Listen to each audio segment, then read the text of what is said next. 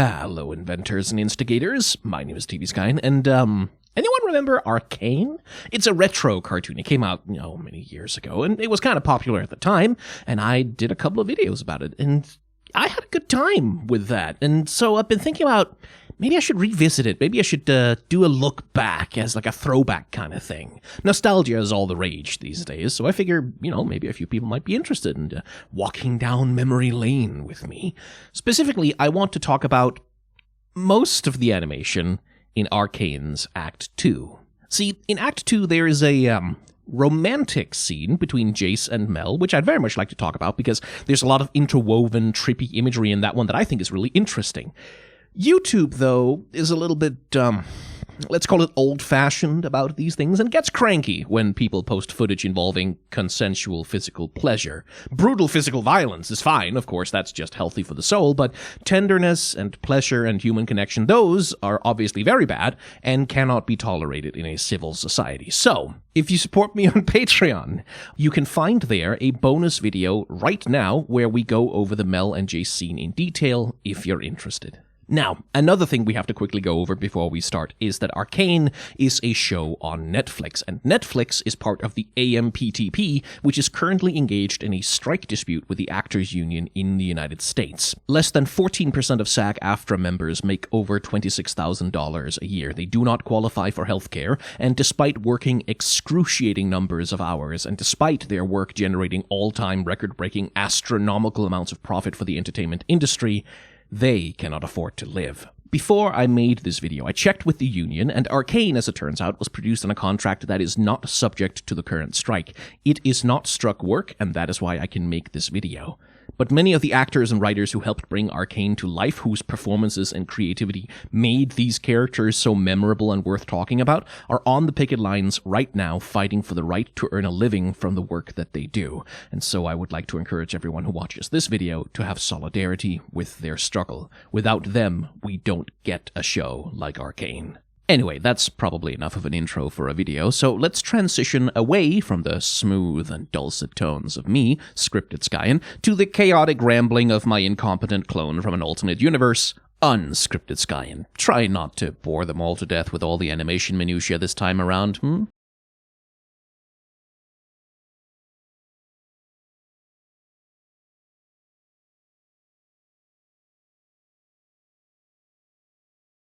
Yeah, gee, thanks, Scripted Skyen. You know what? Just for that, I'm going to spite you, and we are not going to be talking about animation. Instead, we are going to be talking about camera work, and we're going to be talking about the camera work in this specific scene where the Firelights attack the airship where Seduction and her goons are loading on Shimmer. And specifically, what I want you to notice in this particular scene as we're just watching it through in real time is how the camera behaves when it is very steady and calm, and when it gets, air quotes, nervous, like when it gets jittery, because that tells you something about who has the power and who has the perspective in any given scene. Because in ARCANE, one of the important things to understand about the show is that the camera is not a neutral observer. The camera takes sides, and it takes perspectives, and in so doing, it manipulates how we see a scene and how we perceive what is going on. And that is very much in evidence in this scene with the Firelights, where, if you paid attention,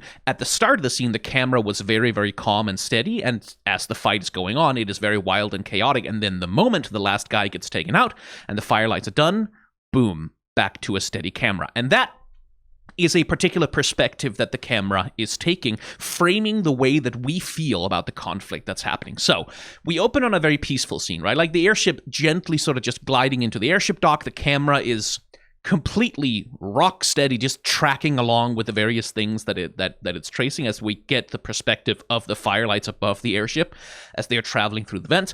Echo here, looking less like a person, actually. This is a character design thing we'll get into a little bit later. Echo here is looking less like a person and more like an object, like a statue, like an impersonal, almost inhuman thing, which helps make him a little bit scary, right? Like when you don't know that this is Echo and when you don't know what the motives of the Firelights are beyond that they're fighting with Silco's goons, it's kind of, are these like a rival crime family? Or are these like additional bad guys that the heroes will have to deal with at some point? You don't know. So there's a sense of unease that comes from his character design, but the camera work itself with this flat, completely steady, completely calm motion, that it has like this very languid movement, really just gives you a sense of everything's fine, everything's peaceful, everything's cool right now. Graga's cameo, by the way. And the only little changes that happen is when the camera takes on a perspective. For example, as the goon walks in with the thing here, we are sort of in the perspective of one of the other goons, the way it looks like, because the camera becomes just a little bit more handheld here. Just a little bit. Like, not a lot, just a little bit more handheld here, as though we're sort of looking at him from the perspective of these other guys who are totally chill and assuming everything's fine. Then we get this completely steady shot as we see the customs officer, or whoever he is, notice what's being put down and kind of go, ooh, okay, that seems, And this shot in particular, here the camera becomes fully handheld, right? You can see, like, the unsteadiness and the jitter in it. And again, that tells us something about the feeling and the perspective of the person we're inside. Like, he's looking at that thing, and he's like, oh, okay, and he's looking at the grunt, and he's like, oh. Like, you get the sense that he's nervous, that he's a little bit scared of these people, and also you get a sense that, okay, he might not have that much of a choice about what's gonna happen here, right? Like, if he starts to make a fuss, that guy might cause a problem. So he sort of, like, clears his throat, raises a question, and Sevica comes in with the bribe. And again, here, the camera is not being neutral. It's not being neutral at all. We are inside his perspective, right? And Sevica is taller than this guy, but she's not that much taller, right? Like, she's not... This is a very, very low perspective where we're looking up at Sevica from. And we're sort of like, this is a shot reverse shot, right? Like, this is the first shot. This is from Sevica's perspective looking at the guy, and then we get from the guy's perspective looking at Sevica, or Sevica, I think is actually the proper pronunciation of that. But, like, their height difference isn't that much. He's not like looking up at her, like craning his neck to see her face, but the camera takes the perspective of being particularly low down here, because that gives Sevica more power in the scene. That makes her seem bigger. It makes her seem more powerful. It makes her seem more in control. Like, this is a general film language thing. If something is placed above something, looking down on it, that is generally a position of power. And if something is below something and looking up at it, that is generally a position of less power, right? So the camera here, putting us inside his perspective, looking at Sevica, we get the same feeling that this guy has, is that this woman is very large and very scary, and she's giving me a bribe, and if I don't take it, that's probably going to be bad news. And so he's like, yeah, you know what? Bribe is good. So the firelights emerge, right? And again, the camera is taking on a perspective, because we start with this very just tracking shot, completely rock steady, and the camera pulling back from the thing as the firelights are coming out. Everything is silent. Like, literally the silence before the storm. Stamp comes down on the thing. Camera is still completely steady here as well. But then notice what happens. The firelight, specifically Echo, makes the decision to start the thing, right? Like, to do the little drop. And the camera follows his motion, right? Like, as he tilts leftwards, the camera follows him leftwards. And as soon as Echo makes the decision that now the action kicks off, the camera complies, because we go from these completely rock steady, still, languid, unbothered shots where the camera is, like, at most sort of tracking something, right? Like, the camera isn't doing any crazy moves up until this point. It's just tracking things, looking at things, like, whatever. But the moment Echo does that, all of a sudden we get a drone camera. All of a sudden the camera is swooping through. All of a sudden the camera is following them. And then we cut back to the scene with Sevica and the guard. They don't know that this is happening yet. They don't know that there's chaos on the way yet. So everything here is steady until... boom, until the firelights show up, we get this sudden pull out, whoosh, and the camera all of a sudden becomes jittery, as though it's being handheld. So even the camera acts, from an animation perspective, the camera behaves as though it got a shock, as though the camera itself was surprised. And we get this increasingly with the shot that we get here, right? Like, we get this guy, where everything is shaking like it's a Michael Bay movie, basically. And then this shot where we're looking over the shoulder of one of the other goons who's, like, blocking most of our view, right? Like, we're sort of craning our necks over him, like, what the fuck's going on? What's happening? And the camera swoops around, tries to track what's going on with the firelights. Can't quite keep this one in center of frame, right? they sort of escape out of our perspective as we get this like handheld swoop trying to follow them. And then we get this shot, like where it's almost as though, like, again, assuming there's a cameraman, which there isn't, but if there was one, you'd say, okay, the cameraman is like literally running away from the firelights as they're coming through the window and trying to track what they're doing, like trying to figure out what the hell's going on. So we get this little bomb from Echo like sailing over our heads, as it were. Then we track that one, boom, but we're pushed in so close on it, right? Like, it's almost as though we've whipped our heads around and we're just looking at this thing going right past our heads, and then this bright light that completely blows out our view as we get this flash frame, and then again, handheld camera, low to the ground, almost as though we're crouching like the guard guy is, looking at this thing going off and trying to track like the other firelights who are coming around, blasting more things down. Oh my god, they got the other guy. Oh no, he's been bombed by the thing too. And again, cameras low down and looking up, so we're in this disempowered perspective. Sevika gets hit. And here, I love this shot a lot, because notice how the camera is moving. It's almost as though it's trying to crawl across the floor to follow this guy to get to safety.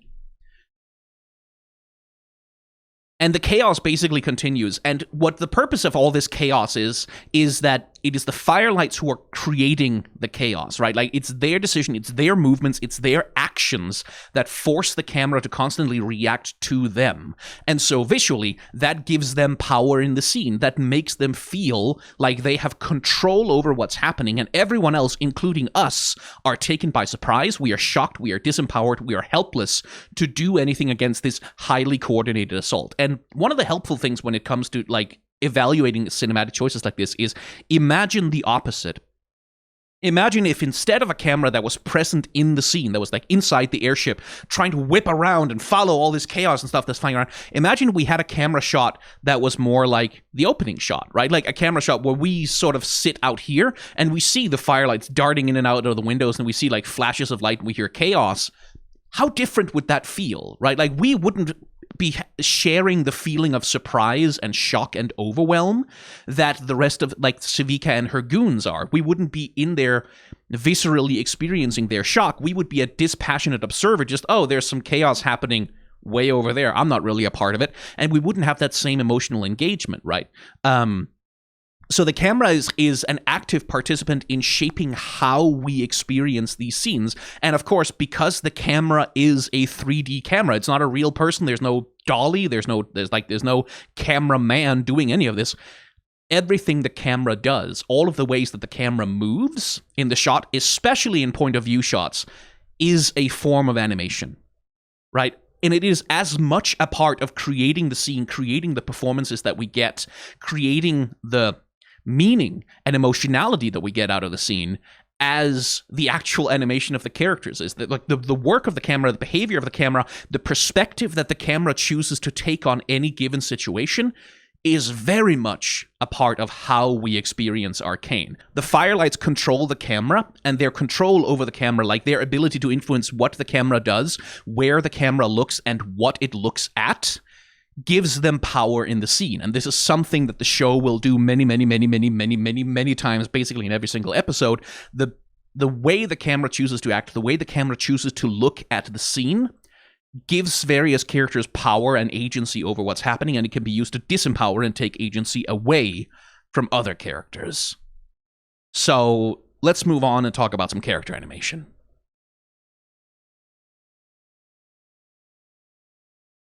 Now, we're going to stay on some slightly similar topics to what we discussed before with the regards to the camera, to the framing of the action and how that interacts with the character animation as we discuss this scene between Silco and Marcus. And if you remember from the show, this is Marcus complaining about, oh, it's really hard being on the take and being a corrupt cop, and I'm unhappy and upset and insecure about the thing that's happened to me. I'm scared about the consequences. And Silco reasserting his control over Marcus, calming him down, and also making it clear to the man that he really has no way out of this. Like, he has no authority that he can assert over Silco, right?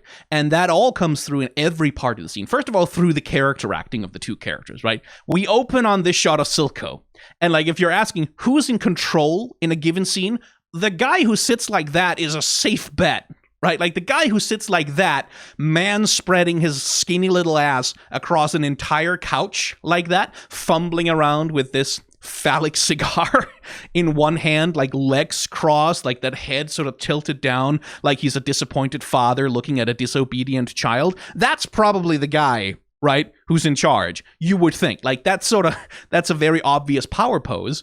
By comparison, poor little Marcus here.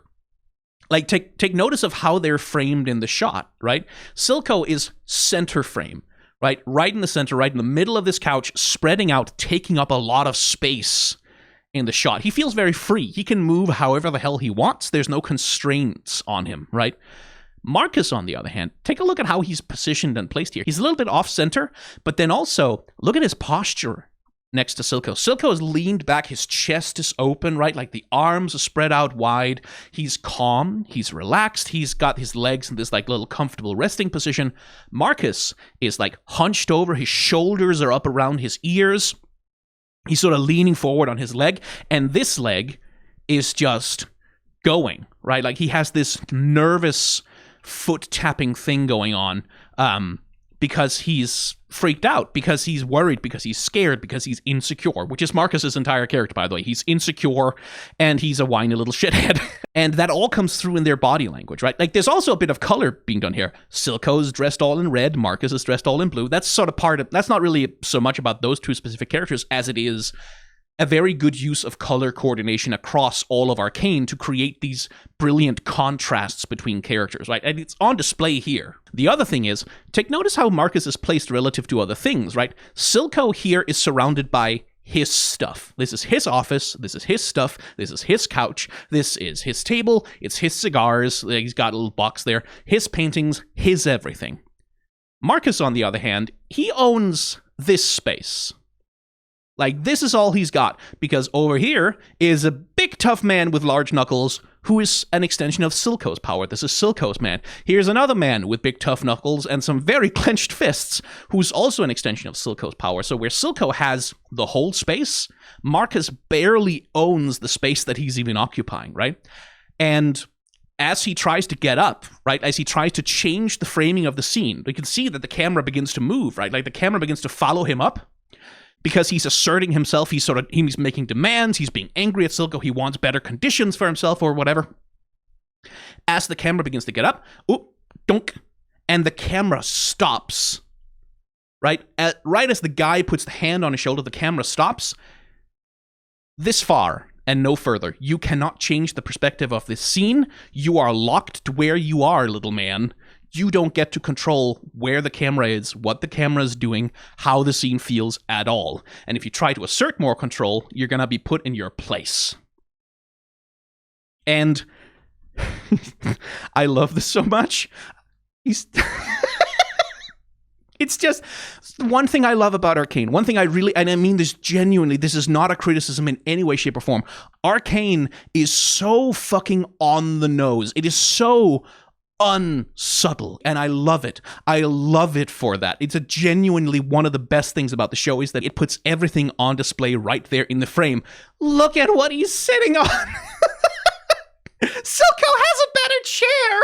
Like there's a fucking armchair in this office somewhere. He has something way better. But he's got this is like the footrest. This little itty-bitty tiny stool that he's sitting on. Well, Silco is here spreading himself over this enormous couch all to himself, right? It is the opposite of subtlety, but I love it so much because it's like, for me, it's so good. It gives me something to talk about. And pay attention also to what the difference in what they're sitting on does. Like, it changes their body posture. Marcus, even if he felt confident, even if he felt at ease, even if he felt in control, he couldn't do what Silco is doing. He couldn't lean back and spread out his arms. He kind of has to sit like that because he's sitting on a little tiny chair where there is no room for him to do anything other than be hunched over. And so what that creates is this posture difference between them, where Marcus kind of looks like a naughty little boy who's being told off, like who's being put in his place by disapproving dad figure over here, right? Even though Marcus is physically bigger than Silco, like literally physically larger than him, he still looks small because he's sitting on this tiny, ridiculous chair, not being able to take up any space. He's hunched over. He's sort of making himself smaller, even in spite of himself. And so you get the sense of like, this is a little ashamed boy. And another thing about Marcus is that so much of his character is motivated by shame, who's being disciplined by the stern, disapproving father figure over here, right? And that, again, is all about those choices that are made about how the characters are framed, how are they placed relative to the things that they're on, how do we use the props in the scene to tell the story of how these characters are feeling and what they're going through. And it's so unsubtle, it's like an anvil to the forehead in terms of its obviousness, and I love it so much. Marcus's body language, obviously, relative to Silco. Like, pay attention to this shot right here. Marcus with his little wobbling leg, like with his gesticulations, like his little aggressive hand movements that he's not really going too far with, but like he's animated, he's like out there. The only thing Silco is really doing, he's doing the little tap, tap, tap of the cigar over on the shoulder of the thing. But then when he decides to move, when he decides to reach down, he's so slow and languid, right? Like he's just like, yeah, this man is talking. I guess I will very slowly move my hand, reach down, pick up this little cigar decapitator thing. I don't know what they're called. Slowly pick it up. Slowly move it over. Right? It's this aesthetic of motion. In Silco's movement is very slow, languid, contained, controlled, elegant, and Marcus is jittery, uncertain, and like constantly changing directions. You can even see it in the way that he's talking, right? Like this very like shaky, uncertain, leaning himself forward kind of motion. And the moment he steps over the line, the moment like Silco decides to reassert control, again, total lack of subtlety that I love, we get this anime-ass fucking, like, this little highlight passing over the metal cigar decapitator, whatever it's called. Someone in the comments tell me what the technical name for this thing is. This anime-ass shing as he decapitates the cigar, literally as he begins to cut Marcus off, right? Like, he's literally cutting something off, and then he starts to cut Marcus off as they're talking. And he begins to assert himself. But even as Silco sort of like gets a little bit more animated, like puts a little more emotion into his acting here, he's still so contained, so still, and Marcus still with that little wobbling, insecure leg. As Silco makes Sigmund Freud very happy for a second there. But the cigar, of course, is an expression of control. Like, as a visual signifier, it's this thing we associate with, like, business tycoons and, like, politicians and people who have power and wealth and money. So this is a symbol, a signifier of power and of decadence and of hedonism. That in this scene, where he's theoretically having a heated argument with someone who's, like, making pretty serious demands of him, he's just indulging himself in a pleasure. He's just having a good time. He's just like, I would like to have a nice cigar right now. And that's an extension of his power in the scene. Like, there's nothing that can dissuade him from simply pursuing the things that he wants for himself, no matter how much some little whiny bastard cop sits there and tries to whine about him, about how sad he is that he's corrupt and gutless and without morals. But there is one shot in particular in this scene that I want to talk about, and it's coming up in just a second, if I'm just gonna... Silco, when he finally decides to, like, beat Marcus down, fully assert his control, like, put this little boy in his place, he leans forward, and the camera shifts perspective, and we get this shot. Look at Marcus here. Poor little Marcus, completely just, like, with his head trapped in Silco's armpit. No horny comments. His head trapped in Silco's armpit. Completely constrained, like he has no, like visually there's no direction that he can go, right? There's no movement he can make that would give him more space in this scene. He's contained on all sides by this shape, almost like a boa constrictor, like a snake constricting itself around him, limiting his space and his breathing room. It's such a perfect visual demonstration of the power that Silco has over him, so that, like, if you see this scene, like, even without having the dialogue, even without knowing what these characters are talking about, you understand completely what's going on here. You understand this guy's complaining about something, he's making some demands, he has no power in the scene, and now daddy's gonna reassert his control, right? Like, you get that without a word of dialogue, without any context whatsoever for who these characters are, what the show is about, what's been going on. You know that. You understand that. just from the way that the characters are framed and the way that the acting is done. And this shot right here, like this, along with Marcus on the little tiny chair, this shot right here is their entire relationship. Marcus feels trapped. He feels constrained. He feels boxed in. He feels like he's gotten into a situation where he has no control and no way out. And he's desperate to reassert some sense of control over his life. Like, that's what the scene that happens later where he imagines himself pulling the pin on a grenade and killing both of them. That's him, like, desperately fantasizing about having some kind of control. And this shot right here, again, who gets to control what the camera does? Marcus doesn't. He tries to get up, tries to move the camera, and he's not allowed to. And from this moment on, the camera is fully within Silco's control. Silco decides to reach down, the camera follows him down. Marcus is still blabbering on here, right? But the camera doesn't really care about him. Unless Silco is paying attention to him, the camera isn't. Right? So Silco enjoying his cigar, yeah, we're gonna pay attention to that. Like, sensually reveling in the smoke and the act of smoking as an act of power and disrespect towards Marcus. Reveling in that. When Silco points out Marcus's position and the way that Marcus only has that position because of Silco, the camera moves to frame that for us because Silco told us to look at it. And when Silco leans forward to assert his control, the camera obliges by helping him visually establish control over the scene, visually communicate how much sway, how much he's got the squeeze on this little bastard of a man, right? It's so good. I love this shot so much because it's their entire relationship right there, encapsulated in one frame. This is what the relationship between Marcus and Silco is. This is why Marcus behaves the way that he does, is because he feels so trapped, so insecure.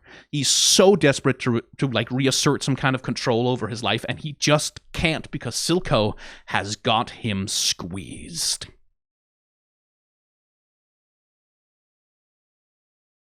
Moving on, let's talk about this scene with Child Viktor. And let me just backtrack on something I said in the previous segment a little bit. I talked a lot about how ARCANE's visual language is very obvious and like on the nose and very unsubtle. And what I mean by that isn't that if you didn't notice the same things that I did, or if you didn't see the scene the same way that I did, if you didn't read what was happening in the scene the same way that I did, that you're stupid or something like that. Like, that is really not what I mean by that. What I mean when I say that is that ARCANE's visual language is accessible, I think is probably a better way to phrase it.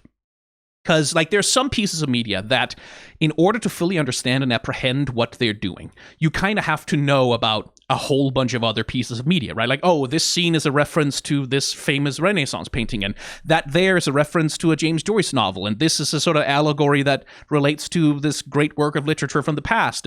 This is a reference to this trope or this genre of filmmaking or whatever, right? Like that, a lot of media is like that, and you can tell wonderful stories that way. But being able to access what those pieces of media are saying kind of depends on you being able to, like, either being already familiar with or being able to research what all of the things that it's making reference to are. And ARCANE is not like that. Its visual language, its references, the way that it tells its story is very accessible, right? Like, that's what I mean by it being on the nose and blunt, is that if you have a baseline understanding of visual language from just consuming media throughout your life, you can understand what ARCANE is saying, and you don't really need to go researching in order to fully understand it. And I'm not saying that ARCANE doesn't have literary references or that you can't find stuff like that in there, just that ARCANE's visual language isn't dependent on it, and in that sense, it is very accessible. And this scene with Viktor is a great example of that, I think. So, in this scene, Viktor is sitting there playing with one of his inventions, this wonderful little toy boat, which, by the way, right, make that as a toy, sell that as merch. I want that. That is so freaking cool. Anyway, he's sitting here playing with this thing when a girl appears atop a cliff looking down at him, and there's this moment of connection between them, or rather the possibility of connection, as she seems curious and interested in him and what he's doing, and Viktor just kind of keeps winding up his toy, looks down at that, looks up, and she gets called away, and the moment within sort of passes, like this little two ships passing in the night moment, where a connection could have been made, but, well, they both had other stuff going on, and so they kind of didn't. He puts the boat in the water, and starts to see it go. Seriously, make that I want that as a toy. And he's delighted by it, right? Like, he's happy. God, this cool thing that I've made is doing the thing. But as he puts it in the water and it starts to go, the current starts pushing it along. Forces beyond his control and beyond what he had planned for starts accelerating it beyond what he's capable of following.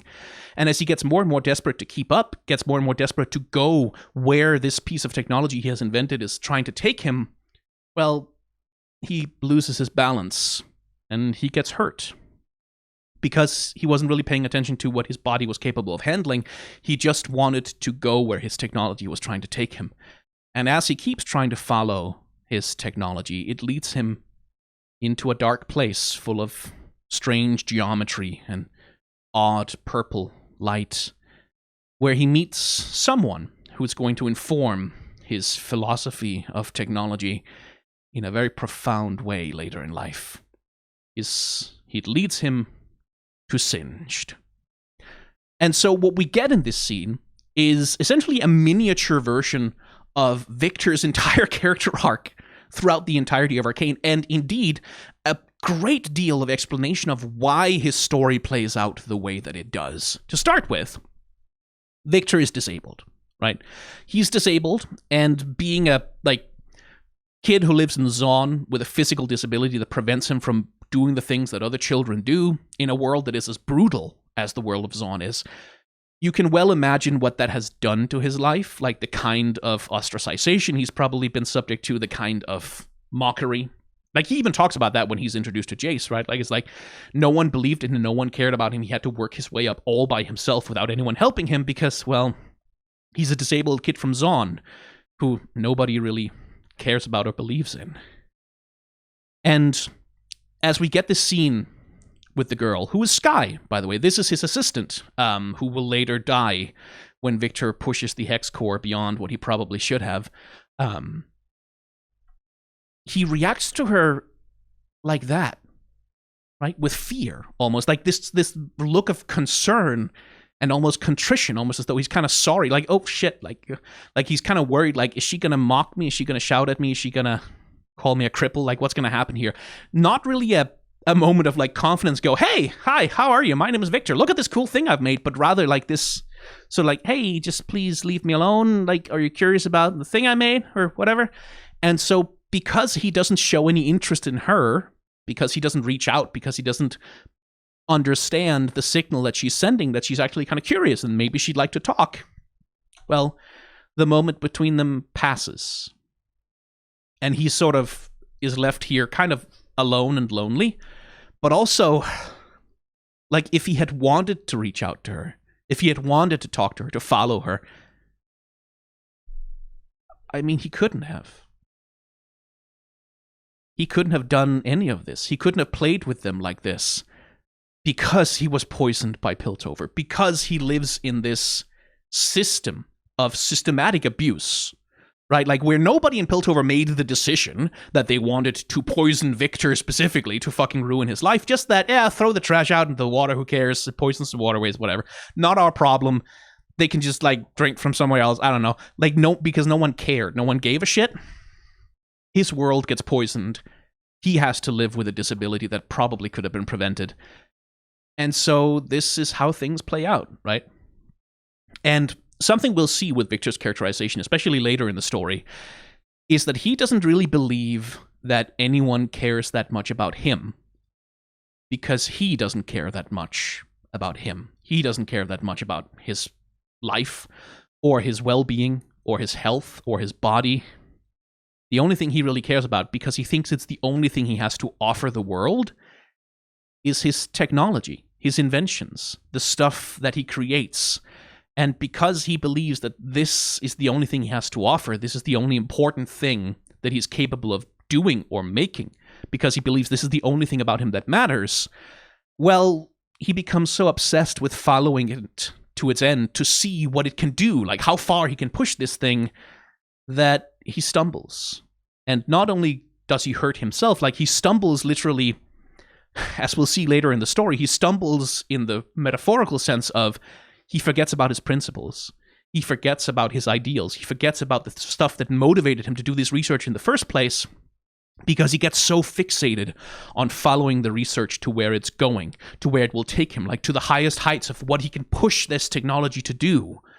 Not out of malice or evil or out of a real moral failure. You understand why he is this way, why he feels this way about himself. You get it. But it takes him to a dark place. And like the visual communication here, this is what I mean when I say that ARCANE is accessible. It's like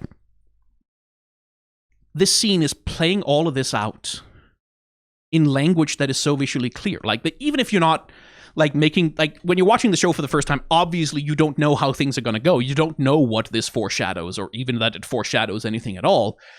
But what you do understand, what is very accessible, is that Viktor starts here in the light, happy with his invention, enjoying it, but then as it begins to be taken away from him, as it begins to be pushed away from him by forces he can't control, that pushes him to desperation.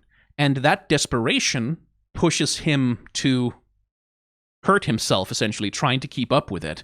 And it pushes him to go to a dark place and get involved with perhaps a dangerous or unhealthy philosophy, right? Like, all of these things are so accessible. You understand those completely, instinctively, intuitively, even if you're not like making an hour-long video essay on YouTube spelling it all out. By the way, these caves right here, you notice the geometry of these caves, like with all the holes and like these vaulting curves all over everything, how everything seems to be arranged in these sort of spider web-like curves and stuff, and like with the bright purple glow. Just keep that in the back of your mind for later. Just sort of store that away, because yeah, like this scene foreshadows all of it. It is literally playing out Viktor's entire character arc in miniature for us before we get to see it happen again. And part of what's so great about this is that it heightens the tragedy, right? Like, ARCANE is fundamentally a tragedy.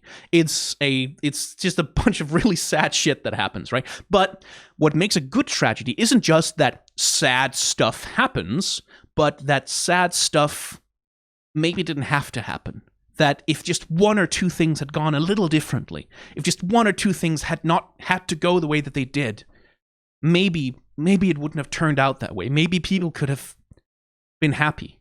If Viktor in this moment hadn't been scared and shy and insecure because of completely understandable reasons, like the things that have happened to him, of course he feels this way. Of course he's not like super casual and happy and like gonna reach out and be suave and flirty or whatever. Of course he feels that way. But if he had in this moment just been able, if he hadn't had those negative experiences that made him insecure and sad, made that connection, met Skye so early, and they could have both realized that they liked each other, and like even if they weren't going to become romantic partners, he would have had a friend, someone who could build him up and like help him see that he has more to offer the world than just the things that he invents, which like that's part of it, because that's what she tries to do later, right? Like when she develops this huge crush on him and becomes his assistant, and she runs in to try and save him from this experiment that's going way too far. It's because she values him. It's because she likes him. It's because she thinks he has more to offer the world than just the things that he invents. It's because she thinks he's a wonderful man with like real qualities and something more about him that matters than just his work, right? And if they could have just met earlier, right? If they could have just made a connection now and gotten to know each other, maybe things wouldn't have played out that way. And that's what makes tragedy great, right? Like when you can see all of the little inflection points, all of these moments of destiny where things could have gone better, where tragedy could have been prevented. And you can almost taste it. You can almost reach out and touch it and go like, just talk to her, you idiot. Like, or just like Skye, come down from there, go sit next to him, talk to him. Anything. If he just, and that gets you invested in a tragedy. That's what makes tragedy great. This scene, accessibility, right? This scene is accessible because its visual language is really accessible. Its visual language is really clear. Even if you don't understand it in the same terms that I do, like even if you don't verbalize it in the same way that I do, you understand all of this emotionally. You get the feelings of the characters, why they're acting the way that they do, why they feel the way that they do, why things turn out the way that they do. All of that is so visible and readily apparent, and that's part of what makes ARCANE so goddamn good.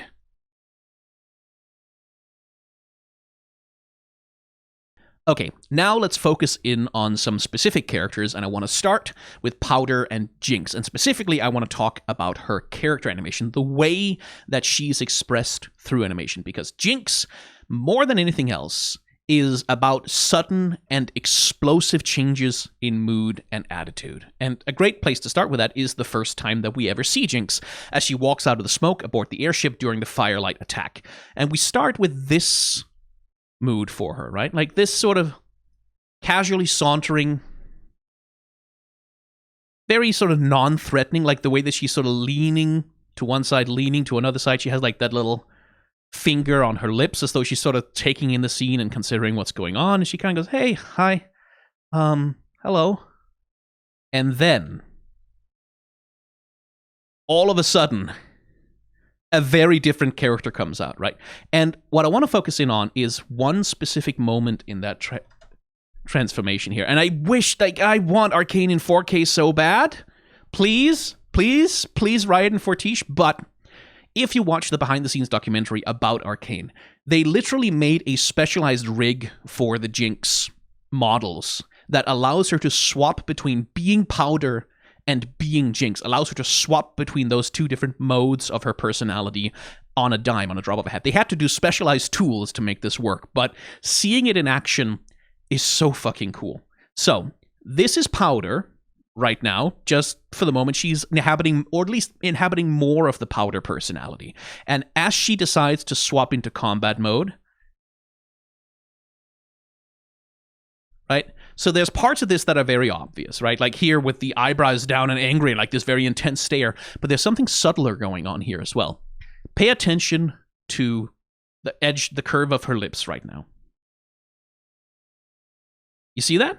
You see how her mouth literally gets a little bit less narrow. You see the posture of the lips change, with especially the top lip receding a little bit upwards. The other thing, pay attention to her eyes.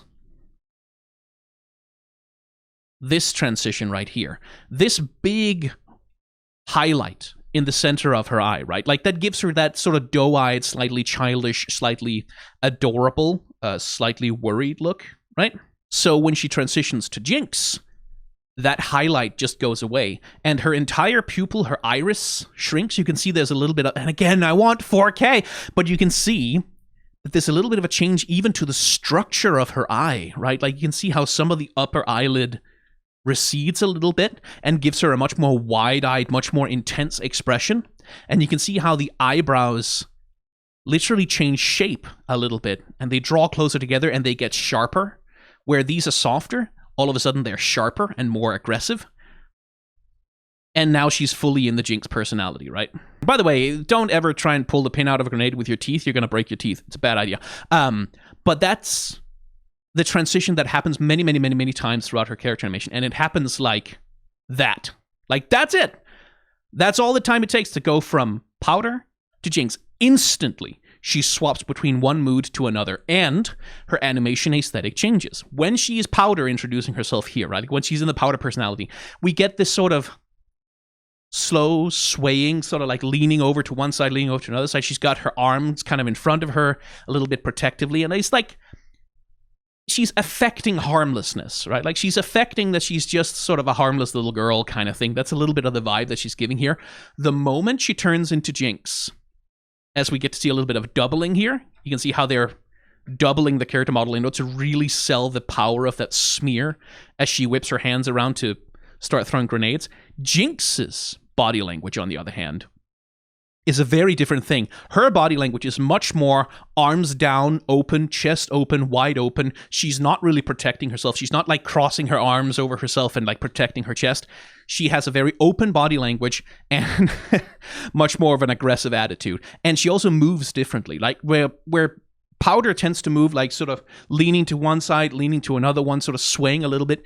Jinx has these very sudden, very sharp, very precise movements. Like, yes, she can absolutely be chaotic, she can absolutely be wild and all over the place, but when she is in serious mode, when she's in control, when Jinx has a handle on herself, she is sharp, she is swift, and she is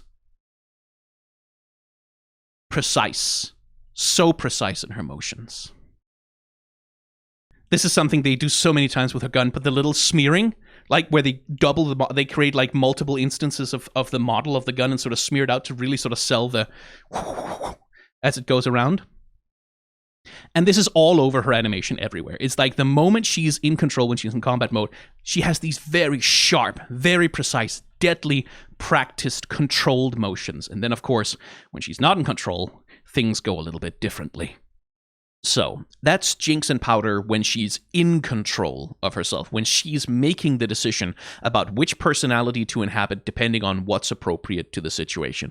Powder is sort of dissembling and inquisitive and kind of charming, and Jinx is this merciless engine of destruction, a true killing machine.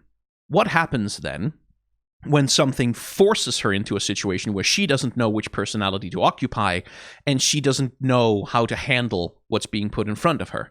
Well, a ghost from the past should do the trick. As she sees this false image of Vi right in front of her, and her disassociation, her hallucinations, her post-traumatic stress symptoms start to flare up, her ability to perceive reality becomes compromised, we switch immediately from Jinx, right here, blink, and then there's Powder. And one of the very clever things they do with the way that they handle the posture of her face is that when she's Powder, her jaw goes back a little bit. It recedes a little bit back into her head, giving her a little bit more of an overbite. And like those two front teeth with the little tooth gap between them becomes more pronounced in her expressions, which again, like it aids that slight sense of childishness. And there are different versions, by the way, of Jinx and Powder. Like the Powder that we're seeing here right now is not quite the same as the confident, controlled Powder we saw at the start, because that Powder is more of a put on and more of a personality that Jinx puts on rather than being an expression of who Powder really is. And this is Powder as she really is. And you can see like the way that her body posture changes, right? The way that like the shoulders come up, she leans forward. She has this sort of wavering uncertainty in her expressiveness, right? Like where she's sort of wiggling her head and her eyebrows become these really expressive and her eyes become big. And you can see like that uncertainty, that childishness comes out in her again. And now she's completely trapped in what is essentially a post-traumatic stress flashback, right? Like this is because she thinks she's seen the face of her sister. Every single horrible memory, every single like joyful, loving memory of who Vi was to her is fighting inside of her with the trauma, with the fear, with the pain, with like the suffering that came from being rejected by her sister. And you can see here, again, it's a little hard to see with all the disturbance. The Jinx personality tries to reassert itself. You can see like how the mouth posture changes, how the eyebrows try to come down, but then they kind of can't, and they sort of wiggle back and forth. And you can see that she's trapped, like between two versions of herself. One which is confident, which is in control, which can handle things, and one which is still that same hurt, scared little child, just crying desperately for her sister. And she can't resolve into either one of them because, of course, she hasn't dealt with all of those horrible traumatic memories. She has lost control, and this is when things start to get dicey for poor Jinx. And we get these little moments, like a very literal severing of the bond between sisters. And you can see how, like, those little micro expressions, right? The way her eyes are, like, just wiggling as her brain accesses different parts of her memory.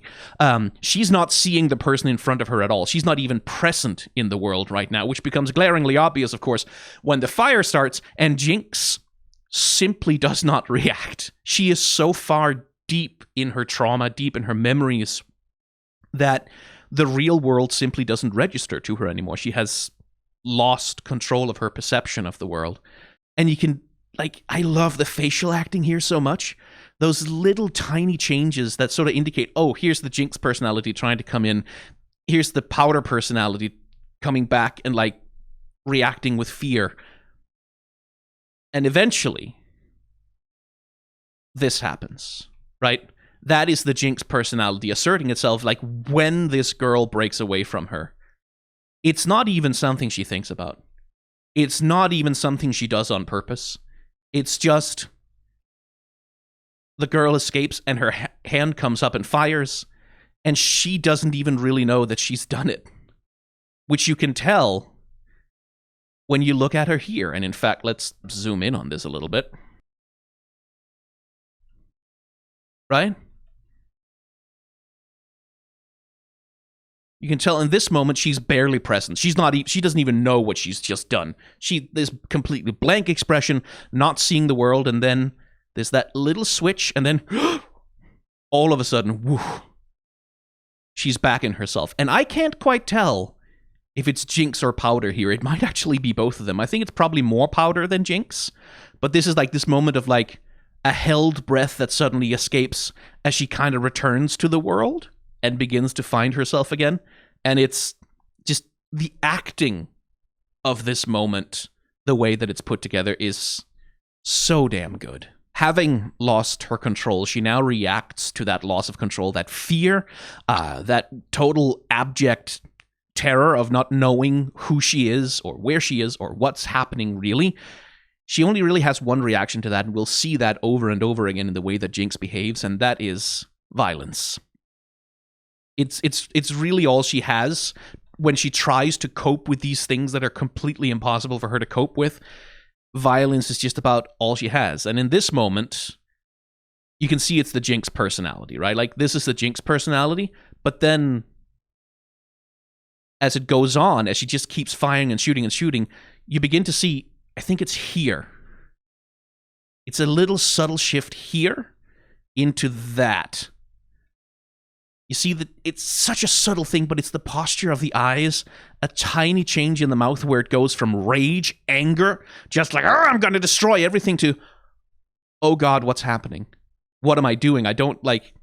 And you can see she begins to get caught in this abject horror of the violence that she herself is committing, because of course, she's so stuck in the terror of what's happening to her, the terror of her memories, the terror of what she's even doing.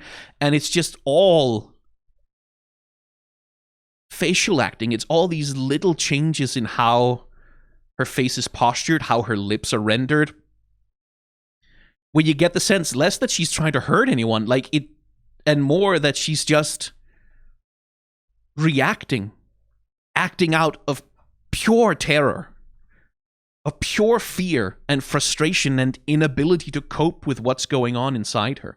I don't think she's even pulling the trigger on purpose at this point. I think she's just holding it down because she doesn't have the presence of mind to let go. And it's heartbreaking.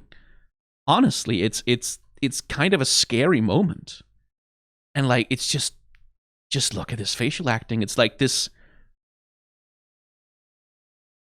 You can still see like the what coping mechanism am I going to choose here, right? Until Sevica breaks her out of it. Like, this is where you get like blink, and then Jinx. Like, fully coping mechanism. Like, it's very shut down. It's very like sort of defiant, refuses to react or to show any kind of weakness towards an opponent, right?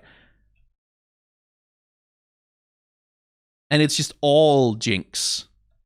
All coping mechanism, all trying to hold on. And then, like, and this is another thing, you can see that after this, like, after Sevica does this to her, Jinx has this, I'm gonna remember that you did that. Jinx chooses herself a new opponent. She chooses herself a new target, a new enemy to hate. Because, well, having an enemy to hate, someone to blame, someone to direct all of this directionless anguish towards, is also part of her coping mechanism. She doesn't have any way to handle it internally, so everything inside of her gets projected outwards, explosively and with horrible consequences. Literally explosively, in fact. This is Jinx processing what happened to her on the airship and her conversation with Silco and her insecurities and her fears. And the way that she's doing that is by causing random explosions, by I mean, certainly as such as I read it, taking all of that turmoil, all of that horror, all of that pain, all of that fear, all of that everything that's inside of her that she can't deal with, and externalizing it, essentially. Like turning it into a bomb, throwing it away, and letting it blow up somewhere outside of her. Like, trying to find some kind of emotional catharsis through that sensory experience. A cool part of her personality is that it's clear that a part of why she is the way that she is, a part of why she acts out so violently as she does, like, it's not just because she is haha the Joker or whatever. It's because of that. This is why. Right? Like, just because she has this haunting her constantly, and she's just trying to deal with it in some fucking way. And ARCANE deploys these images sparingly, and I'm very happy about that. Like, I'm glad that they only show up very occasionally, but when they do, you kind of go, whoa, okay, holy shit! Like, you kind of get a shock, right? Like, it's terrifying to see Milo all of a sudden show up here, still with bloodstains on his shirt, and these bright, wide, dead eyes staring directly at Jinx's back, because it puts you inside of her, right? Like, it puts you inside of what she's feeling right now, and what she's feeling right now is his judging eyes on her back. She's feeling like all of the comments that he made about how she's a Jinx, how she's a problem, how she's the source of all the bad things that happens. She's feeling that right now. That shit is just boring its way into her back, because she's always feeling it. She always feels the ghosts of her family staring at her back, judging her, like looking down on her, which is why, again, in my reading at least, the Jinx personality is the way that she is, why she wants to just blow it all the fuck up and get rid of it, right? Rather than carrying all this shit around all the time, just blow it all up. And that's, of course, how the series is gonna end. But also, the baggage is quite literally still with her, because, of course, Jinx isn't just the Jinx personality, she's also the Powder personality, and the Powder personality wants so desperately to go back.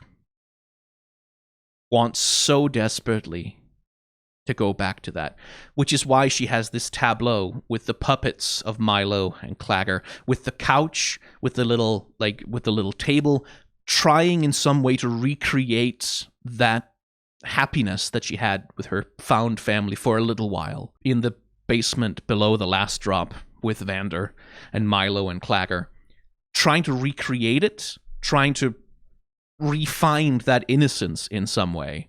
And she'll do this again in the series. She'll create these scenes of ostensibly idyllic domesticity, this sense of innocence that Powder longs to return to, and then all of this, all of the graffiti, all of the vandalism, all of the perversion of that domesticity, that's all Jinx.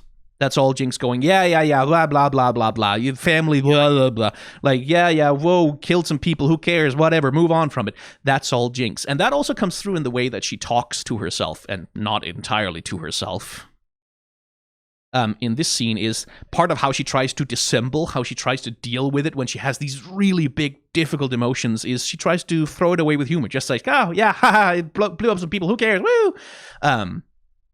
She tries to sort of hand wave it away with this very casual, joking tone, and the acting, of course, that supports it, which I think is all Powder. Like, I think this is more the Powder personality than Jinx, who's sort of trying to dissemble it all into jokes and be silly about it. Certainly that's what her face looks like at this point to me, is that this is the Powder face. But of course, like, as you can tell from this Fish Island's perspective, like, really distorting her proportions as we get this flash from the eyes of the puppet. It's not that easy, right? Like, there are things in there that just can't be held down, that can't be put away. And this is the tension of Jinx, right? Like, she's stuck between a girl and a woman, right? She's stuck between the Powder personality, which simply will not let go of what happened to her. Of course it won't, because, like, she hasn't dealt with any of it. She hasn't processed any of it. And the adult that she's trying to be, which is Jinx, who has moved on from it, who has processed it, who has conquered it, who has control over it. And so you get this constant mixture childishness into her, not only her decor in her little home down here, but also her animation and the way that she behaves. Like here, for example, where she's lying on her back smashing her toys together, which is that's such a child thing, right? And it's, yeah, I mean, I just like the acting on Jinx throughout this entire goddamn show is so strong. It's so interesting. It's such a delight just to look at it, just to see the way that they try to take all of the shit that's inside her, which is a lot of shit, and bring it out in the way that she acts and behaves. So, the conversation scene with Silco. The first time I saw it, it made me uncomfortable, because Silco so far we've only really understood as this self-serving, deeply disturbed, dangerous, manipulative, like mob boss killer who uses the people around him like tools to achieve his vision. And last time we saw him, he was hugging a deeply traumatized child whose father he had just killed. And so when Jinx slides into his lap like that and like gets so close and physically intimate with him, is like the immediate reaction is like, yeah, well, hang on, what's been happening here? What's happened in the intervening time? But as the scene goes on, and as you keep watching it, it becomes clear that oh no, this is kind of weird and probably unhealthy and fucked up, but not in the ways that you might be afraid of. This is a father trying to emotionally support his daughter to the best of his ability, even if that ability is not great, even if the nature of his support is flawed, and even if the nature of their relationship is compromised and deeply fucked up. And so this is a very necessary scene to introduce the relationship between Jinx and Silco. Like, what kind of relationship do these two have? And the presumption that you might have is that, okay, Jinx is completely just using, like, Silco is completely just using Jinx. He's using her as a tool. He's found out that she's good at violence and making things explode, and he's just using her to do that. And this scene is about reframing that relationship to one of, oh no, actually, he actually trusts her and cares about her, and is trying to take emotional care of her, even if Silco is perhaps not the greatest person to do that. Because one of the fundamental conflicts of Jinx, right, is that she is both Jinx and Powder. And Silco loves Jinx deeply, like earnestly. Jinx is his daughter. He cares for her so much that he would rather give up his own life and his dreams than see her come to any harm. But he's not quite as fond of Powder, is he? Because he's constantly trying to make Jinx move on from Powder, to make Jinx like leave that part of herself behind and transcend, be reborn into something greater and stronger in the way that Silco himself thinks that he was when he like was nearly murdered by Vander, right? Like, so Silco already has this, his experience is that like by sort of adopting this new personality, like by going through this symbolic baptism of violence, he was reborn into someone who was greater and stronger and more able to pursue like his ideals and his dreams and his goals. And he very much wants to give that same peace of mind to Jinx. He very much wants her to come out of this conflict and doubt and fear into a more strong, fully realized person, but he doesn't quite know how to take care of Powder along the way, right?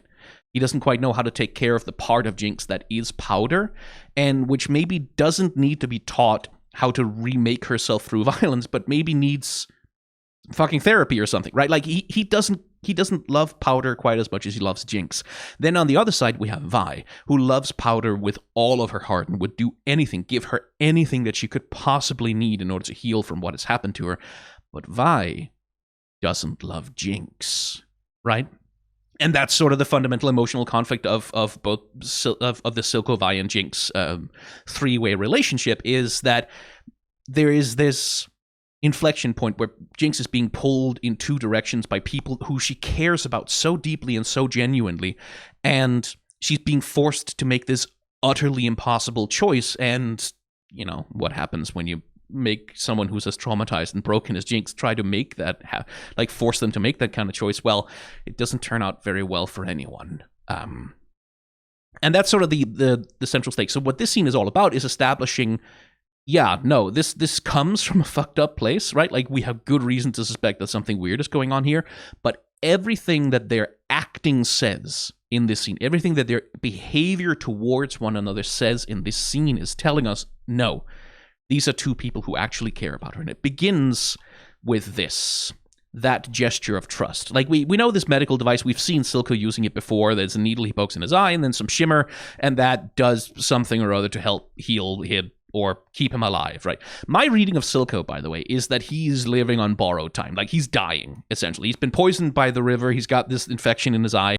The shimmer is holding it back, but I think he knows that he doesn't have that long left to go before he's dead, which is part of the reason why he's so desperate to make his plans happen, because he so badly wants to leave behind a better world, not just for Zaun, like not just for this imaginary version of Zaun that he's sort of constructed as a nation in his head, but for his daughter now, right? Like, that's why he's so desperate to move his plans along.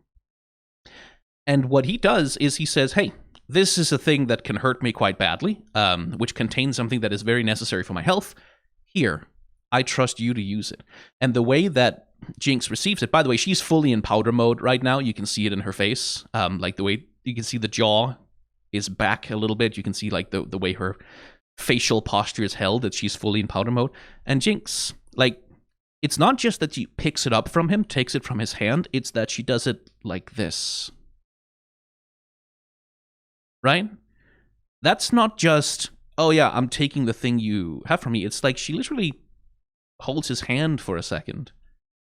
And there's this fleeting physical contact as she slides it out of his grasp very gently, very softly, before she slides into his lap. So it's not just, here's the thing, oh yes, I'll pick that up. It is, I'm extending you this gesture of trust, and she's accepting it very, very gingerly, very gently, and very softly. And, like, this is sort of the moment that's like, oh, shit, like, in a different context, this could read as sexual, this could read as romantic. And until you have the further context of what their relationship actually is, that's what's so uncomfortable, especially when the camera is pushed in so far, right? Like, we're not watching this happen from a distance. We are right in there with them, deep inside of the intimate space with them. And that's a slightly uncomfortable place to be when the thing that is happening might be unsavory and kind of bad, right? But again, I think it's all about forcing the viewer to sort of question that, like, have that question of, like, hey, hang on, what is their relationship? And then think about it. Then assess, like, okay, so what is their interaction actually like? How do they actually treat each other? How are they actually acting? And what we get here is Jinx sort of immediately, very much in powder mode, tries to dissemble what's been going on with it by sliding into humor. It's like, oh yeah, I thought I saw my sister, but I guess I didn't. Like, who cares? Sisters can't live with them. Haha. Where she's pretending to joke it away at the same time as she is, I would say, dissociating so powerfully that she's losing time. Like, she's literally moving from place to place without knowing how she got to one position or another, because her mind is simply jumping from around in these moments in time without fully being conscious of the process of it all. And then we get this, which is probably the most childish moment Jinx really has in the show, when she's just sitting there, like, blowing into this thing because it makes a funny noise. And Silco, for his part, like, this is a man whom so far we have seen him have no patience with anybody for anything ever, right? Like, no patience for anybody with anything ever. Marcus, with his whining and his complaining, is like, yeah, it's like a pick up a cigar, cut the head off, and put this guy in his place. But here, Jinx is, like, goofing around and joking and being unserious. And how does he react to that? Complete acceptance. Complete, quiet acceptance. He doesn't say anything. He doesn't side-eye her. He doesn't seem to have any negative reaction to it whatsoever. He just accepts that this is how she needs to behave for the moment. Like, that this is something that she needs. And she initiates that, right? Like, he doesn't pull her close. He doesn't, like, sort of try to force their physical relationship to be any closer than it is. Jinx is the one who's in this scene constantly making all the moves to seek more physical intimacy from Silco, right? And again, that's part of, like, framing what is this relationship like. It's not that he's forcing anything upon her. It's not that he is manipulating her into doing anything. It is that when she is in need of comfort, when she is in need of someone to reassure her or to help her deal with the difficulty of her emotions or give her a place to rest, he's just there, and then she leans on him, right? And all of this is like, it's all about establishing how these two characters relate to each other. And like Jinx, once again, she's very much in powder mode. She's fully in childhood mode, just playing around idly with this thing. And the expressions we get on Silco's face, especially, like here. Look at that. Like that concern in his face. And this shot especially, because one of the clever things they're doing here, they're using his nose and the angle of the shot to hide the black eye, right? And the black eye for Silco, in terms of his character design, sort of like, a character's eyes tend to represent their windows to the soul, right? Like, so if a character has like really dark, fucked up eyes, oh, maybe they have a really dark, fucked up soul or something. Like, that's a character design trope that's often employed. And with Silco specifically, this is his eye that was poisoned in the river when Vander nearly killed him, right? Like, so that eye is connected to his rebirth, right? Like, into the person that he's become, and like that he wants to be the dictator of Zaun and pursues his dreams. Like, so that's very much a physical trait of him that is connected to his rebirth into the ideologue that he has become. So that eye is a representative of his ambition, of his ruthlessness. That is the crime lord eye. That is the dictator of Zaun eye, right? Like, that's the eye that's attached to that part of his personality. This isn't. This is his human eye. And if you pay attention to like the color, his eye here is allowed to be so bright. It's nearly pure white, like even compared to like Jinx's eye over here, so that the green of his iris really, really, really stands out. And this is his human eye. This is his human perspective. This is his vulnerability. This is like not the ideologue, not the crime lord, but the man, the person, right? So that's the side of him that is present in this scene with Jinx, and which is talking to her, is the human, the person part of Silco. And you get that in his acting as well, right? Because everywhere else we've seen Silco so far, he has been commanding, domineering, making orders, being unaffected by things. Like, he's been telling other people how things are going to be and expecting them to follow up on like what he decides to do. This is not that. This conversation that he has with Jinx, he's not giving orders here. I'm doing this for us, Jinx. Like he's not giving orders. He's explaining himself to her. He's almost pleading with her, right? And that's also comes through in the way that the characters are posed here. Like, Jinx is higher up in the frame. She's looking down at him, which is a position that Silco doesn't often find himself in. She's looking down at him. He's looking up at her and saying, listen, please, I'm doing this for us. I'm doing this for our future, right? And we don't get a lot of scenes of Silco showing this kind of vulnerability with anyone. He only shows this vulnerable side of himself to Jinx, to his daughter, to the person that he trusts and loves more than anyone else in the world, right? So this scene does a lot of the work of establishing that these two characters, for all that their circumstances are deeply, deeply fucked up, for all that it is very much Silco's fault that Jinx is the way that she is and as traumatized as she is, and that things in her life have gone as wrong as they have, he also genuinely cares about her. He also genuinely loves her and genuinely wants what's best for her, even if he's not necessarily someone who, like, he's not someone who necessarily knows how to get that for her, how to create a better world for her. Jinx in this show is very afraid of being betrayed by Silco, being betrayed by everyone that she cares about, because she feels that she's a Jinx, because she feels that she's the source of all misfortune in the world. But one of the ways that he does betray her is that he keeps Vi from her and tries to keep Vi away from her and tries to keep her from like reconnecting with that part of her life, because again, he loves Jinx very deeply, but he doesn't love Powder quite as much. So anyway, Silco here is very interesting, but it's about the relationship between these two characters and about the vulnerability that they're willing to show with each other in this moment. And the intimacy that they have, and like the way that, like, here you can see that Jinx is completely comfortable with him, right? Like, just the posing, the acting of the character, that there's no sense of fear here. There's no worry. There's no concern. She's not braced for him to do anything or act out against her or react to her with any kind of anger. She doesn't feel any kind of physical or emotional danger whatsoever. She's comfortable in the presence of this man. She's calm in the presence of this man in a way that you just kind of can't be if what there is here is like an abusive relationship, like a toxic abusive relationship where Jinx always feels like she could be the victim of his anger at any moment. That you just kind of don't get that kind of physical attitude. And especially the gesture where he's willing to hand her a device with which she could do genuinely terrible damage to him if she wanted. And just sit there and trust, and that she will be careful. Even though she's been messing around with it, throwing it around, playing airplane with it, that she, when he needs her, when he has to count on her to be precise, to be careful, to be exact, knows that he can, and she responds to those expectations. She does it perfectly. And once again, this is Silco. Another little character design note about him. Silco's hair, right? For the most part, in most scenes, it's slicked back. It's very sort of controlled. It's this very pared down, controlled hairstyle. Right, where every strand of hair is in its place, and there's not a strand of hair out of place ever. Watch what happens when this medicine is injected into him.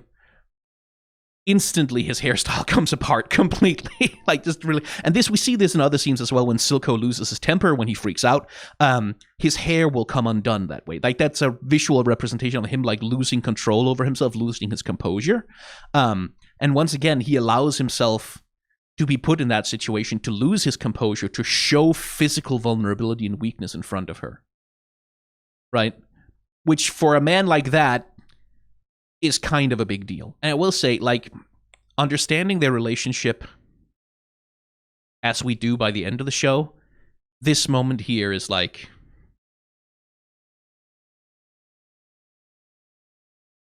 moment of there's these two characters who are very tired and who have had very rough lives and have been deeply fucked up by their circumstances and have fucked each other up as well. Mostly Silco more than Jinx, I will say.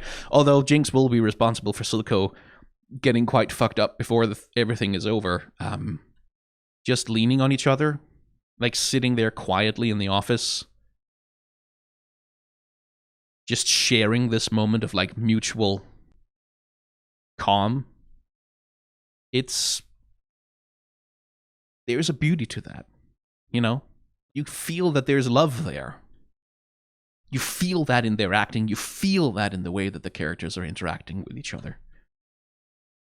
And it's just to do that, right? To reframe from, oh, no, yeah, that's the guy who murdered her dad and then abducted her while she was in the most, crisis-inflected point in her entire life, the most despondent she's ever been, to this, just through the acting in this one scene, reframing their relationship so fast and so completely, just by showing visually how these people relate to each other emotionally and physically. I mean, that's just damn good animation. That's just damn good animation. Okay, so I've been tempting the copyright gods quite extensively already by using very long clips from this show, which, Netflix, please leave me alone. This is fair use. You know it is. But we're going to be pushing it now because we're going to do quite a long scene between Vi and Jinx, because this scene, I think, might be the best showcase of Jinx's personality and that amazing rig work that they're doing, switching her personality between Jinx and Powder. Because this scene, this is Powder right here, right? This is Powder has finally opened up the flare and set it off, calling to her sister, just hoping that maybe there's a chance that she'll come and get me. And as it runs out, Jinx begins to reassert herself. Already here, I would say that this is Jinx. Powder is already gone. This is Jinx. And she throws it away.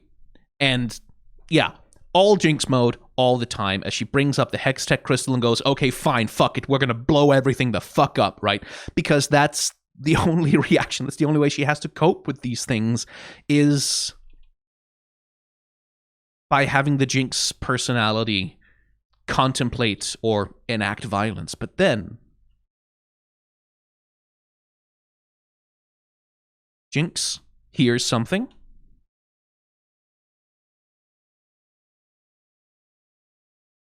But it's Powder who turns around. And this, like, ooh, just like the transition of, like, when we're looking from the front, it's Jinx. And then when she turns, that's Powder. You can see it, right? You can see it in the posture of the jaw. You can see it in the roundness of the eyes, the way that her face is constructed. It's Powder who turns around, and it's Powder who sees Vi, and she's right there. Almost as though not a day had passed between them. That's Powder right there, looking at her sister for the first time in a long time. And it is I am genuinely choking up a little bit here, because it is just the animation. That moment of how seeing someone can take you back to a completely different person that you used to be. Like, that's a universal experience. Like, we don't have the universal experience of having gone through what Powder has been through, but that experience of seeing someone who you've missed so desperately, who you've needed so desperately, and the moment you see them, like, to be taken back to that version of yourself that you were when you were parted, like, that is a universal human experience. And again, an example of ARCANE being unsubtle, being reunited with Vi. Powder lets go of violence. She lets go of it. Like, she just, yeah, fuck it. She dropped it. It doesn't matter. It's not important, because what's important is that she's finally together with her sister again. And this is this is also one of the most tragic scenes of the entire show, because this conversation between Vi and Jinx and Powder, it's really a conversation between all three of them. It is the moment when everything could have been fixed. Like, things could have been solved. Things could have gone so different if only Echo had a worse sense of timing, right? Like, if only Echo hadn't shown up with his firelights and abducted Vi right at the moment when she was actually about to get through to Powder. If only Echo had a worse sense of timing. If only. But we'll get there. Let's go through it step by step. The ways that we swap and switch between Jinx and Powder, because, like, here now, no Jinx. There's no Jinx anywhere in this scene at any point. And one thing to note is also, she sees Vi. Like, the last time she thought she saw Vi, that was the pink-haired girl aboard the airship, right? And that was accompanied by a lot of those visual disturbances, right? Like those flashes of traumatic memories, that static, that overwhelming sensory experience that Powder has when she can't quite process what's happening inside of her. There's none of that here. It's actually her sister right in front of her, and much in the same way that Silco is a stabilizing and a calming influence on Powder, so is Vi. Or Silco is a stabilizing and calming influence on Jinx, while Vi has the ability to do that for Powder, right?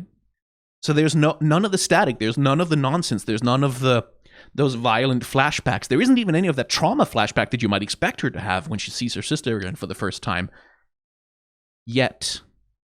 And I do love the body language here, because you can see how stunned she is. Right? Like, this is all Vi being animated. Vi explaining, like, oh God, what happened? Like, trying desperately to get everything out that needs to come out. After all the time that's passed between them, which, you know, it's physically impossible. And look how, like, completely straight up and down and motionless she is. She's literally stunned. Like, this is literally a crowd control effect that's happening to her.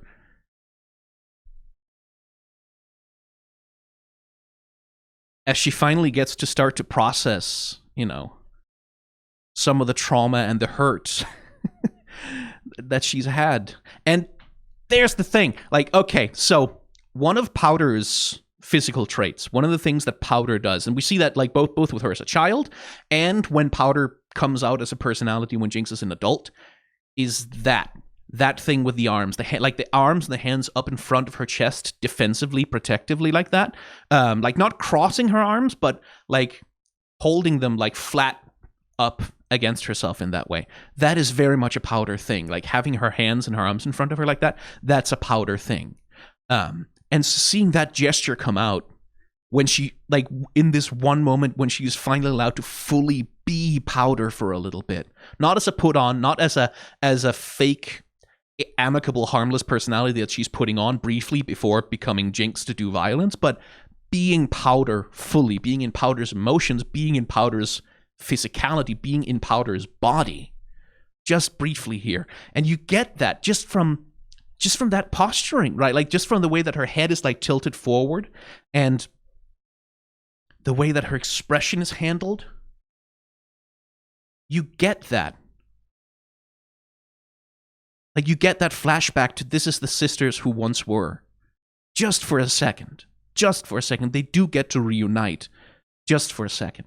Everything's about to go wrong forever. But just for a moment, you get Vi and Powder meeting completely as sisters. I think, more or less for the last time in the show, it's just Vi and Powder. And it's just, the animation is so fucking good. But it's about to go wrong for the first time, which is Caitlyn shows up. And whoop, there's Jinx, right? Like, Powder. Powder is concerned. And when Powder is concerned and scared,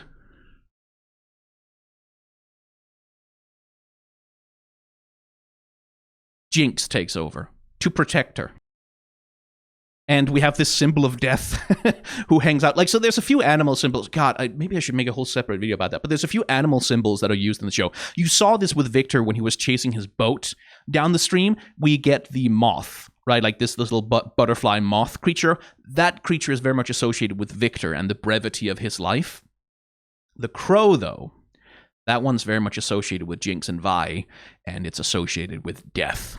Also with Swain, although I doubt very much that these are supposed to be Swain's crows. It's hard to tell what exactly they have planned for the Noxus thing in season 2 or whatever.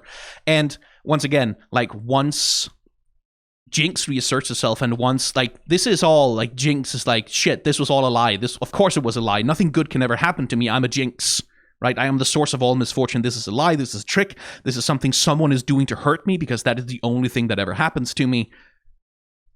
Of course, she kicks the Hextech crystal, like, again, which is like this signifier of potential violence, right? Like, of violence she can do. Caitlyn notices it. And, like, now we are in this massive conflict between the reality that exists, which Vi doesn't understand, and the past that she longs to return to with her sister. And this facial animation for Jinx here is, like, I think we see her, like, pop between Powder and Jinx, like, at flashes and moments where she's like one person, both people. Like this, for example. This little gesture here feels like Powder to me. Right? And then as her eye switches over, that's Jinx. And now we get the flashes. Now we get the reassertion of the trauma, and we get the ghosts on her back coming back to haunt her. You are a Jinx. You are the source of all misfortune. Nothing good can ever happen to you.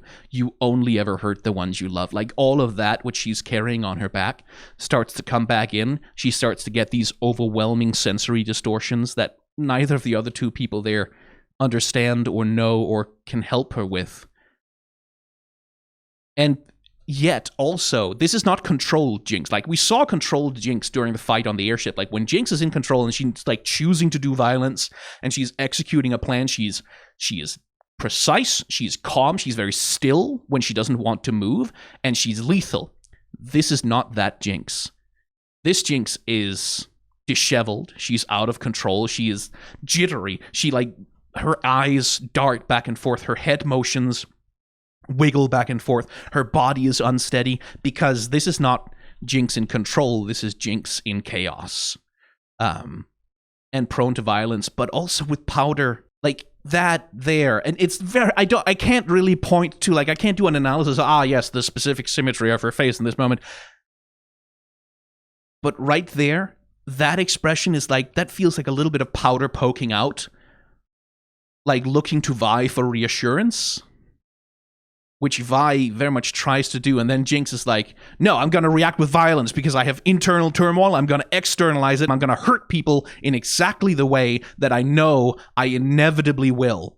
And the anguish that she's going through here, because she's reacting in anticipation of the tragedy that she's sure will come, right? Like of the revelation that her sister is a traitor and she was just out to hurt her and she doesn't love her and she's actually all alone in the world. She's anticipating that this is going to happen, but she doesn't want it. And she's trying to rationalize her way through her feelings. She's trying to push them away with humor and by making fun of them and making fun of herself. And Vi, possibly one of the only people in the world, just kind of goes, yeah, no, put the gun away. I don't want the gun. I don't want the violence. Fuck the violence. I don't care about anything else. I'm here for you. And you can see that it literally knocks her back on her heels, right? Like as Vi approaches and says, no, shut the fuck up. I love you. I don't give a shit. Like, I am your sister. I care about you. And like, there's nothing wrong with you. And what happened is partly like Vi is trying to take on the responsibility that she has for leaving Jinx alone. Powder comes back into the expression, and it literally knocks her back, right? Like, it's literally almost like a physical assault on her when Vi rejects the violence. And you can see that she doesn't quite know how to handle that. She doesn't understand. And look at that, like, as Vi reaches up a hand to touch her, terror. She's terrified of that touch, of that intimacy. And as Vi touches her, like, again, the distortions, like the fluttering eyelids, as, like, she's battling between these reactions to what the fuck is going on and who is this and what's happening. And she doesn't know how to feel or what to feel. And here comes the ghost of Claggor and Milo. Screaming at her, blaming her, hurting her, calling her the Jinx, calling her the cause of all pain and misfortune in the world. And you can see, like, in order to deal with that, Jinx comes out again. And of course, this is also the moment when she hears the man with the best timing in the whole goddamn world showing up to ruin everything. Echo, you dumbass. Like, I know, I love you. I understand. I get it. I know why you wanted to talk to Vi, like, because you consider Powder your enemy for perfectly. And this is the thing about tragedy, right? If Echo had just, if he'd had slightly worse timing, if it'd just been a little later, just a little, because Vi is getting through to her. Right? Like, in this moment when Vi reaches past all that anger and fear and trauma and touches her with kindness and with empathy, she's getting through to her. If she just had a few more minutes, if she just had a second longer, like, maybe she could have, like, put some of Jinx's fears to rest. Maybe she could have alleviated some of it. Maybe she could have made Powder believe, just for a moment, if she had just had a minute longer to set things right. But no, it's the man with the best timing in the world. Here to ruin everything. And you get it, why, like, you understand completely why Echo acts the way he does, right? That's the other part of the tragedy, is, like, it's not that Echo is being a stupid moron here. It's not that he's being evil or cruel. He's acting completely reasonably from his perspective, which is that, yeah, no, Powder has been helping Silco poison the underground with, like, really bad addictive drugs, and she's killed his people, and so he wants to talk to Vi to figure out, like, whether or not he can damn well trust her. So you get it. It's completely understandable that he does this. It's just, if only he hadn't. If one thing had gone differently. Because, and I'm going to skip the fight scene, much as though I would love to break it down in detail. I am taking some risks with copyright here. The aftermath, right? When Jinx here is seeing that Vi is being taken.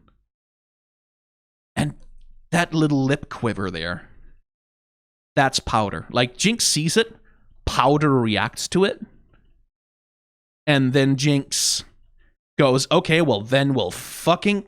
And then, of course, doesn't quite work, and...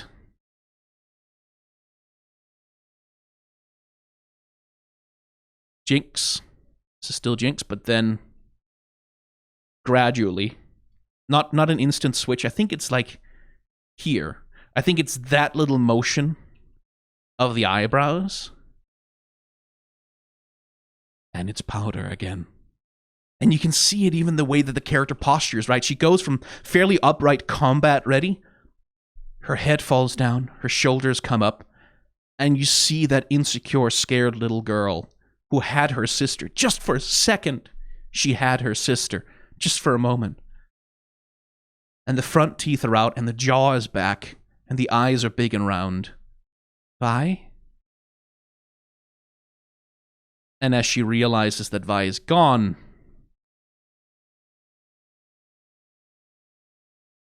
Jinx comes back immediately. And cut to black, because that's the end of that episode, and like, God damn, this is good character animation. Right? Like the way that Jinx swaps from Powder to Jinx. The subtlety of those motions, the way that you can see the mixture of the two personalities in her expressions as she's going through things, like the gradual transition back and forth as she switches from fear to anger, in the way that she's trying to respond to what's happening to her. That's just, God damn, it's good. So, moving on, let us talk about the best friends in all of ARCANE, the pallest of gals, the gallest of pals, Caitlyn and Vi. Now, their interactions begin somewhat earlier in the show than this, obviously, like when Caitlyn is breaking Vi out of prison, but those scenes, I feel, are much more about Caitlyn than they are really about Vi, because those scenes are all about Caitlyn standing at the precipice of, like, this line that she's not supposed to cross, and she's contemplating crossing the line. As she looks into Vi's cell, she kind of can't see in there, right? Like, she doesn't have clear sight of what's in there because she's never seen the underworld before. She's never seen the other side of the coin. She doesn't know Zaun. She doesn't know what goes on beneath the surface of Piltover, right? And so the story of Caitlyn's arc begins there, but her relationship with Vi actually doesn't really start, I think, until Vi is free and they're free running their way down into Zaun proper. And so I want to begin here, specifically, at the scene at Jericho's eatery, in part just because I wanted to have Jericho in one of the shots for this video, because he is my boy. But also because this is where I feel like the power dynamic between them begins to develop, because that's what it is to begin with.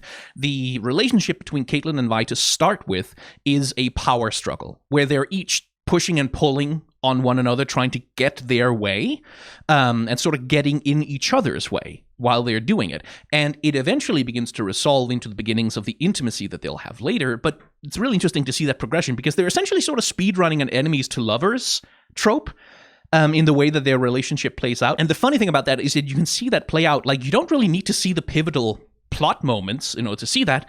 You don't even need to hear the dialogue. You can just look at the body language. And we begin here in the eatery scene. And what I want you to pay attention to is, as we go through this, who's comfortable and, like, who holds all the cards? Like, who has the power in this interaction? And I mean, I post these questions up front. It's fairly obvious. You can kind of tell immediately that, like, of the two of them, who's at ease here? Well, Vi is, because Vi is just sitting having a nice meal, while Caitlyn, with the hood over her head and the shoulders up and, like, the hunched over posture and the inability to walk away from Vi that she displays right there. Caitlyn has none of the power and has to constantly make demands and, like, come on, let's do the thing. And Vi doesn't move a muscle because she doesn't have to.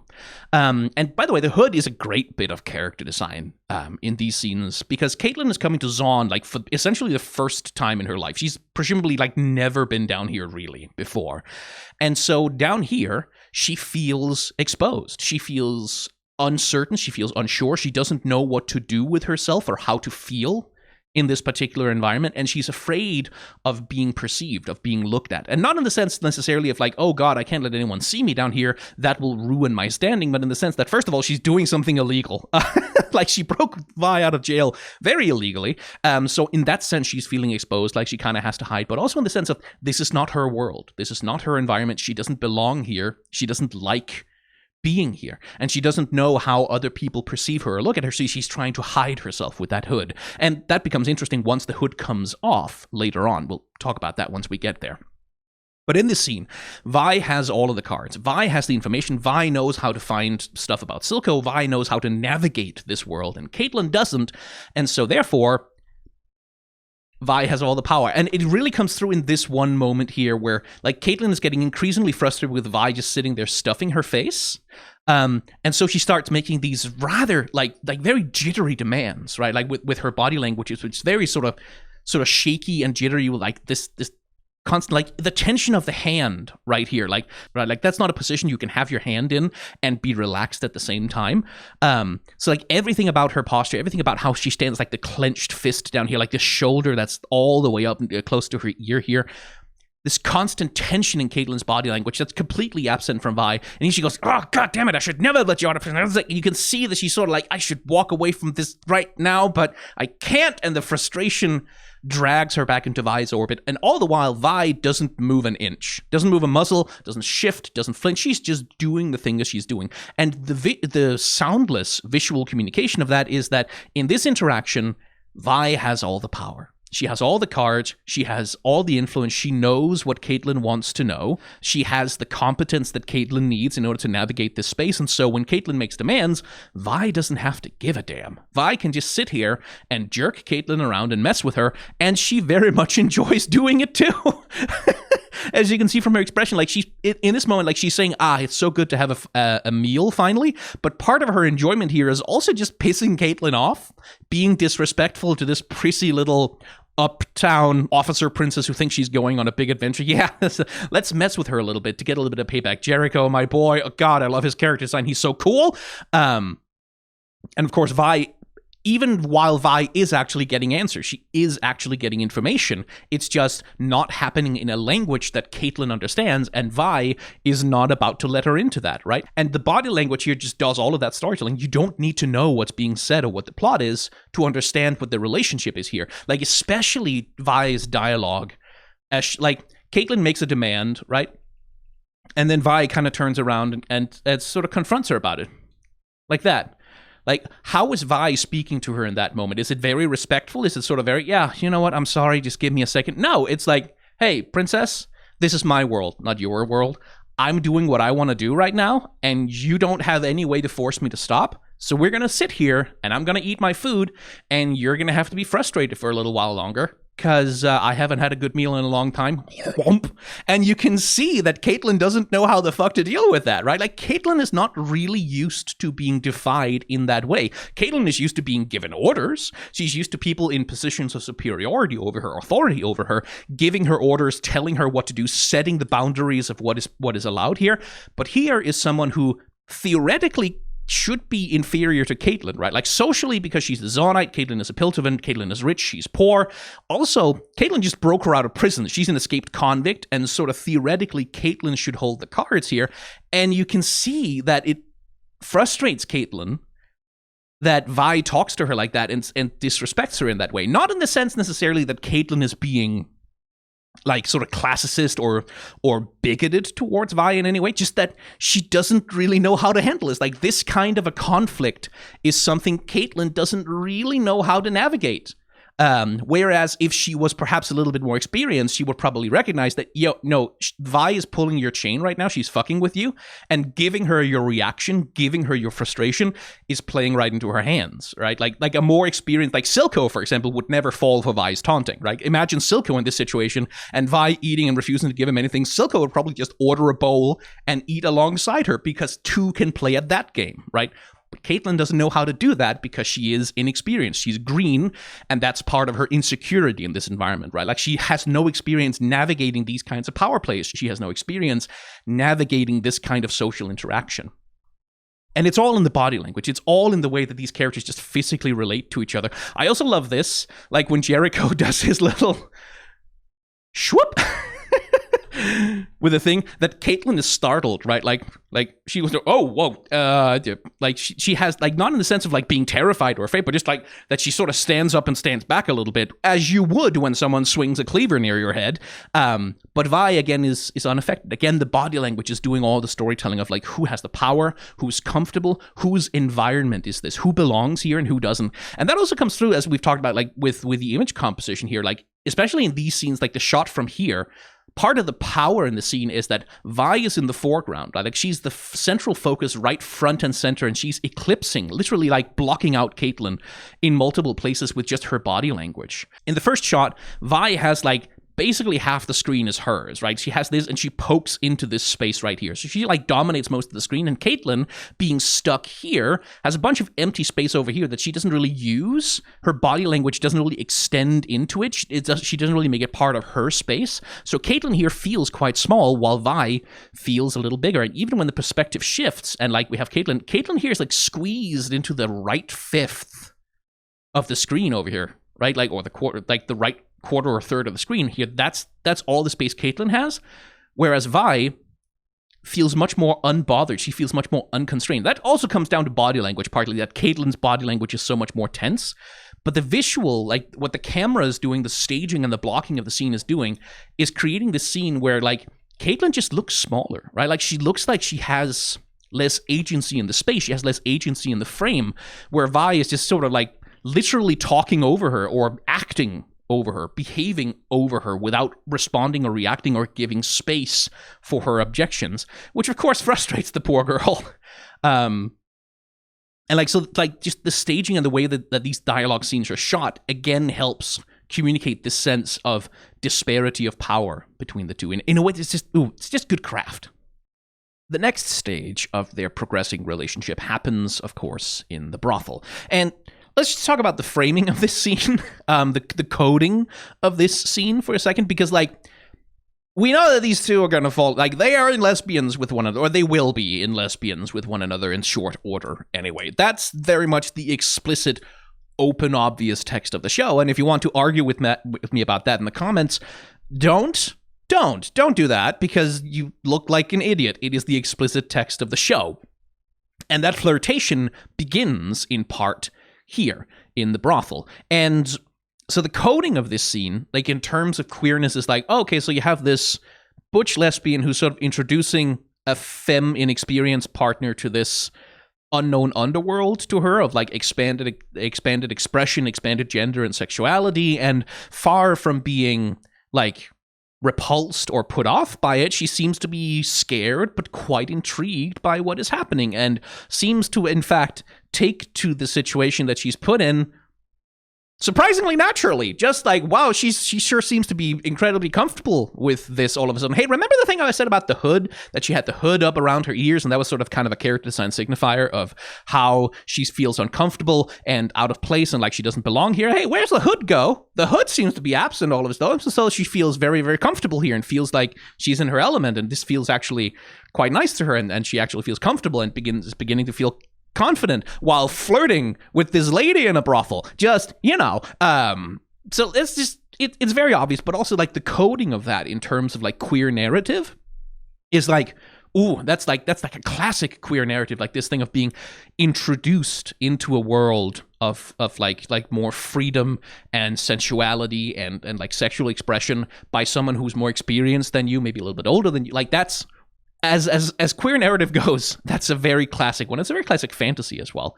But for the moment, let's focus on the power play between the two characters. Because again, everything we said before applies still. Like Caitlyn's shoulders up, tense body language, very stiff, like the way that she's walking. Compare that to Vi. Like Vi saunters down the hallway, right? Like she got her hands in her pockets. She's just kind of like dun dun dun dun dun, just kind of strutting down the hallway, left and right, no problem. Caitlyn, meanwhile, these very like much smaller steps, and like the shoulders kind of straight and the posture kind of stiff as she sort of just wiggles her arms back and forth. Like there's no confidence in her body language whatsoever as she walks through. And this shot in particular, I find so instructive of how Caitlyn is feeling in this moment. And we're just going to zoom in on her face a little bit for it too. because she comes around the thing here, and she can't resist looking, first of all. And as she sees it, like, eyebrows go up. You can see, like, the head kind of tilts back, and she kind of goes, ooh, oh, okay, that's a thing that people can do. Like, whew. Like she's kind of shocked and surprised by it, a little bit overwhelmed, perhaps. And then she comes back, right? Like, it's not just that she sees the thing and says, like, oh, that's weird, and I'm going to move on from it. It's like, oh, but that's actually, oh, okay. Like, she's curious about it. She's interested. She's intrigued by it. And that's important, like, in terms of how Caitlyn feels in this scene, that, yeah, this is a weird place for her. She's never been here before, but also, there's something compelling about it. Like, it's not that she's just repulsed or disgusted by it. It's like, it has some pull on her, right? You kind of get the sense that, like, Vi knows that this is going to drag Caitlyn's attentions, and as Caitlyn again begins to challenge her, right, like this thing of like, hang on, we're supposed to find information about Silco. What kind of place is this? Why are we here? What's going on? And Vi kind of goes, hey, okay, like, I'll tell you how things work. And as she does that, she keeps closing the distance, right? Like, she keeps invading Caitlyn's intimate space more and more, just by like being close to her, walking around her, quite literally checking her out, and then, you're hot, cupcake. And then we get like, and again, Caitlyn's reactions. She's not horrified by it. She's not upset or disgusted or anything like that. She's just surprised and uncertain and insecure and inexperienced and doesn't quite know how to react to it, especially when Vi does. This is what in anime terms is called a kabedon, right? Like the thing of pinning someone to the wall, putting an arm right next to them, sort of blocking their way out, trapping them a little bit. Not quite. She can still leave. But like that little bit of like trapping someone a little bit in an intimate moment and pushing their buttons a bit. And Vi is really laying it on thick here. Like, Vi is laying the flirting on really, really thick to sort of put Caitlyn off her balance. And we know that it's just a power play, right? Like, Vi is just trying to get Caitlyn off her case so she can go and talk to the madam without having this annoying princess hanging all over her. So what she's going to do is she's going to do a little bit of the flirt job. Then she's going to... yeah. Then she's gonna mess with both Caitlyn and this poor boy. Like, look at the expression on her face as she sees him, right? Like, she realizes, oh, okay, he's every bit as insecure and shy as she is. Match made in heaven. And she lays on the thing of like, oh yeah, I'm Matilda, and then you can call me, and like... And it's very funny, because you can see, again, the part of the power play is that she lays out this pitch, right? Like, she says, I'm Matilda, and this is my friend. Like, and then they look over, which is a challenge, right? Like, which is the challenge, like, are you going to call me out on this, or are you going to play along, cupcake, right? Like, and Caitlyn, being the little pleaser that she is, like, again, being uncertain, being insecure, so like, oh shit, I have to yes and this, we're improvising, okay, yeah, ha. And again, body language. As she sort of realizes what she has to do, she kind of goes, oh yes, absolutely, I shall flirt with you, yes. Is this what you wanted? Did I do a good job? Right? Like, that little look back at Vi is like, see, I can do it too. I can play along. Like, a little bit of puppy dog, a little bit of like, am I doing a good job? Which is so cute. But also very funny. Right? Like, and to start with, like, we get comedy out of how bad Caitlyn seems to be at this, right? Like Caitlyn immediately begins to info dump about something or other and doing this sort of didactic, shaking her fingers around, like this very unintimate body language, right? Like, this is less someone who's trying to flirt with someone or seduce anyone, and more someone who's attempting to give someone a lecture in order to distract them. You see that Vi is like very satisfied with the little game that she's played there, but pay attention to that smile. Like, keep that smile in mind just for a little bit later, because as Vi comes out of her conversation with the madam, right, disturbed and disconcerted by what she's seen, sort of walks by, casts a glance over to the left of screen there, and then kind of goes, wait, what? Huh? And then she sees Caitlyn, all of a sudden, like, in the brief time that she was in there, completely transformed. Her body language is transformed. The way that she relates to the person that she's talking to has transformed. Now she has that sort of tilted head, slightly flirty, come hither look, very comfortable body posture, completely at ease, hand resting, like, this is this woman's mask, like, it almost looks like, or something along those lines, like, just resting on it gently. And the imagery here is fantastic. First of all, I don't know if you know much about Artemis, but lesbians are fond of Artemis, as Artemis is fond of lesbians. And oh boy, bows, arrows, hunting trophies, like nature imagery. It's almost like she's Artemis speaking to a dryad, right? But more specifically, hunting imagery Because one of the things we see early in the show, and this is a scene I've decided not to bring into this thing because it's going to be too long already, is the beginning of this episode is Caitlyn going on a hunting quest, right? Like going on a hunting competition with Officer Grayson. And winning. And she's running through this forest environment. And she's super in her element. She's confident. She's competent. She's shooting. She's firing. She's doing everything correctly and basically perfectly. And she wins, right? Like that's part of... And we get to see Caitlyn in her element when she feels most at ease, comfortable, powerful, and competent, which is when she alone is out hunting prey, right? So Caitlyn is the hunter. And that imagery comes back here. And it's going to recur later on as well. This imagery of Caitlyn as a hunter, someone who's very comfortable or most comfortable when she is the one doing the hunting. And of course, the imagery here is also, in this scene right here, who's doing the hunting? Right? Like Caitlyn is, again, we talk about this thing about power and body language. When you compare the body language between these two characters, who is more in control? Who has more power in this situation, right? It's not as unequal as it is with Caitlyn and Vi when they sit at Jericho's food shop, but still, this is like Caitlyn leaned back, relaxed, taking up most of the space on the couch, like really sort of in the center of it all, surrounded by everything that's in the frame, center frame of the whole thing, looking up at this woman who's clearly trying to get to know her better, with this very self-assured attitude. Caitlyn has the power here, right? Because when she's hunting, when she's allowed to be the hunter, she has the power, she has the control. So again, power play. This is the first time that Vi gets to see Caitlyn be powerful also. Like, remember, every single situation that they've been in before this, Caitlyn is constantly coming to Vi and handing her all the cards, right? Like, it's like, Silco, okay, fine, I need you to help me find him. Oh, you need me to help you find him? This doesn't seem like my problem. Fine, I'll get you out. We'll go to Son. Help me find Silco. Yeah, I'm going to sit here and have a meal, whatever. Like, Vi has been holding all the cards. She's been in the position of power all the time. And Caitlyn has been reduced to sort of like begging and complaining and being a little bit of a spoiled princess with her. Here, Vi gets to see a different side of Caitlyn for the first time. The part of her that's very confident, that's very competent, that's very powerful. And how does Vi like that? Well, she likes it very much, right? Like, and there's this mix of surprise, right? Like, oh shit, like, okay. Like, because Vi at this point presumably expects that Caitlyn, girl can hold her own, actually. Well, damn. And this is also, seeing Caitlyn like that, look how it changes Vi's mood all of a sudden. That she goes from, shit, everything's fucked, kind of looking depressed, scowling, being upset. And then she sees Caitlyn in her element looking rather handsome and attractive, and all of a sudden she has a bit more of a spring in her step. All of a sudden she's a little bit happier, right? And that, again, tells us that, this is the moment when the attraction begins, right? Like, Caitlyn's attraction began to Vi, I think, in, the flirtation moment. But here, this is where Vi kind of goes, oh, well, shit, maybe she has some game. Like, maybe this princess knows a little bit more than she's letting on. Maybe there's a little bit more to her.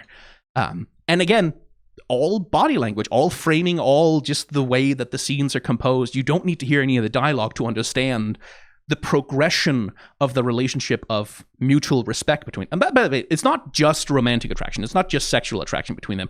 It's also mutual respect. It's also that Vi sees, okay, this girl can hold her own. This girl can be competent. This girl can dominate a space, right? Like, that's also part of the attraction, and that comes in handy again later when Caitlyn saves Vi from Sevica. And here again, note the body language on Caitlyn. Absolute confidence, cold, controlled, dominating her environment. Because now she gets to be the hunter, right? And when she gets to be the hunter, none of the insecurity. She's even doing, all of a sudden, being able to jump off of buildings and doing stuff, which is one of the things that Vi sort of teased her with earlier. Is you couldn't even jump off a building like that? Hey, my sister could do that when she was 6. Now, all of a sudden, we get to see that Caitlyn can navigate these environments. Caitlyn can do the things that are required. Because when Vi slips away and leaves her behind, Caitlyn hunts her down because this is what she's good at. And so this is sort of the moment when the intimacy between these two characters begin. I love that little gesture of Caitlyn, she folds away the rifle, right?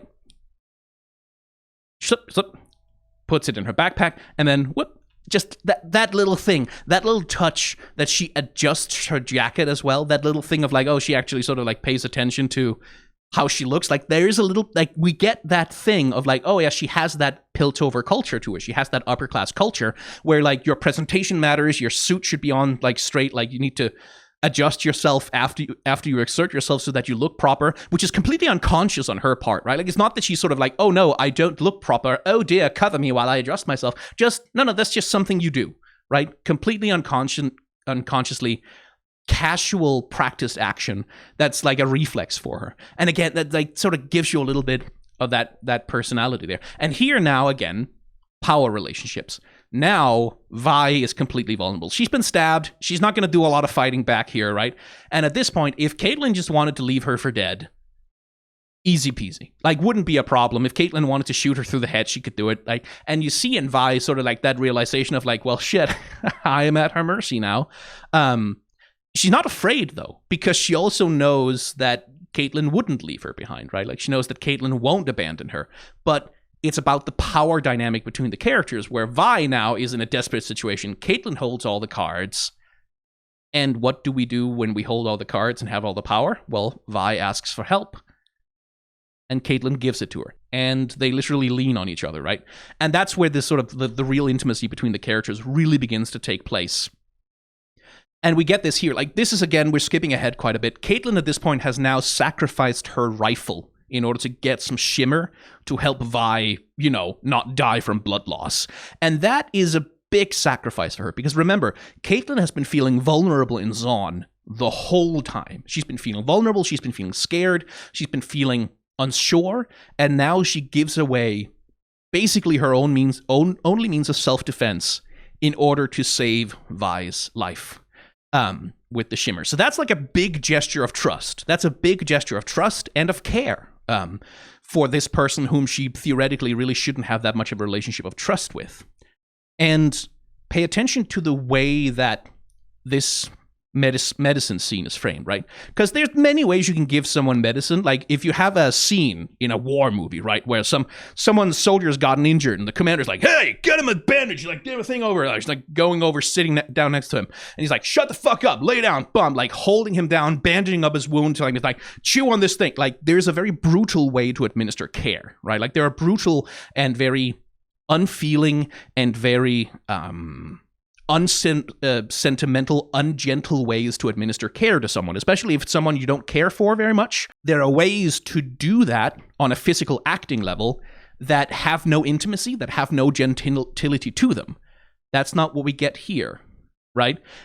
Here it's like, Caitlyn really needs Vi to keep this down, so does she clamp a hand over her mouth or like literally go, like, shut the fuck up and swallow this? No. Gentle little finger on the lower chin, just pushing it back, pushing her head back so she can swallow it. Getting it down there. And then, of course, shimmer takes effect. And again, like, as Vi has this convulsion, how does Caitlyn support her? Well, again, these very gentle, like, just sort of holding on to her, slowly working a hand, like this hand, pay attention to that, slowly working that around her back, leaning her back down, gently leaning forwards into her, like literally, like not just steadying her, but also hugging her essentially as she goes back down. And then this, which again, like yeah, is if you're in a situation like, hey, look at me, pay attention to me, look me in the eyes, stay with me. There are ways to do that that are not gentle, that are not particularly kind or nice, or intimate even. That's not how Caitlyn does it. It's two hands up around Vi's face, like, hey, stay with me, coming in very close indeed. Like in a scene that, if it was not a scene of Vi nearly dying from blood loss and now being given a very dangerous medicine that's sort of barely helping her stave off total death, this would be like the precursor to a kiss, right? Like that's not just two people, like someone being worried for a comrade in arms on the battlefield. This is intimacy. And you get that, like, especially, do you see that little gesture there with the thumb? Right? That little, that little rub of the thumb under the eye, almost as though to calm her down or like pet her a little bit. until she's at ease. And then you get that little moment of realization from Caitlyn. It's like, oh, wait, I'm really close right now, actually. Whoop. You can see that, like, there, like, when the moment has passed and her eyes kind of go, oh, I got in way too close there. That's, hey, hang on. Hi, hello. Friend, pal, good friend. We're friends, yes? Well, she's still almost embarrassed by what she's just done, and the intimacy with which she has conducted that action. And, like, again, you see the progression of their relationship, right? Like, the ways that power is negotiated between these two people, where at this point now, like, after this moment, power between them is no longer unequal. It's no longer one person holding all the cards. It is the both of them are in it together. And you can see that in the way even that Vi talks to her and that Caitlyn talks back. Is gone is all, like, in the first scene we saw at Jericho's shop, Caitlyn's, like, her kind of jittery body language where she's like, God damn it, come on, like, give me the thing. Like, let's do the thing. I'm that impatience and upset, that's gone. And now her body language is much gentler and much calmer. And you can see that Vi is struggling with some emotions here about what's going on. Like, you can see she tries to get angry with Caitlyn, like, over where they are and what's going on, and the questions that Caitlyn is asking. And she just kind of can't get herself to do it. And when they hear a noise, how does Vi react to it? That, right? It's not just that she goes to investigate what made the noise. It's not just that she's responding to, hey, something going on. It's that little hand, that little protective hand going up like, hey, stay behind me kind of vibe, right? Rather than seeing Caitlyn merely as an annoying burden that she kind of has to navigate around or mess with or get her out of her way. Now it's a thing of like, hey, I'm not going to let anyone hurt you. Right? The protector instinct has kicked in. And now she's like, hang on, be quiet. I need to make sure that nothing dangerous is going to happen to us here. Right? And it's all those little moments of body language that tell you the progression of how these two people feel about each other, how they relate to each other on a physical level. That's the other thing also. Like, even though Vi here is kind of upset at Caitlyn for the questions that she's asking, look at the body language between the two of them. Caitlyn isn't doing the hunched over thing, the insecurity, or the like being afraid or feeling exposed. She's standing straight up.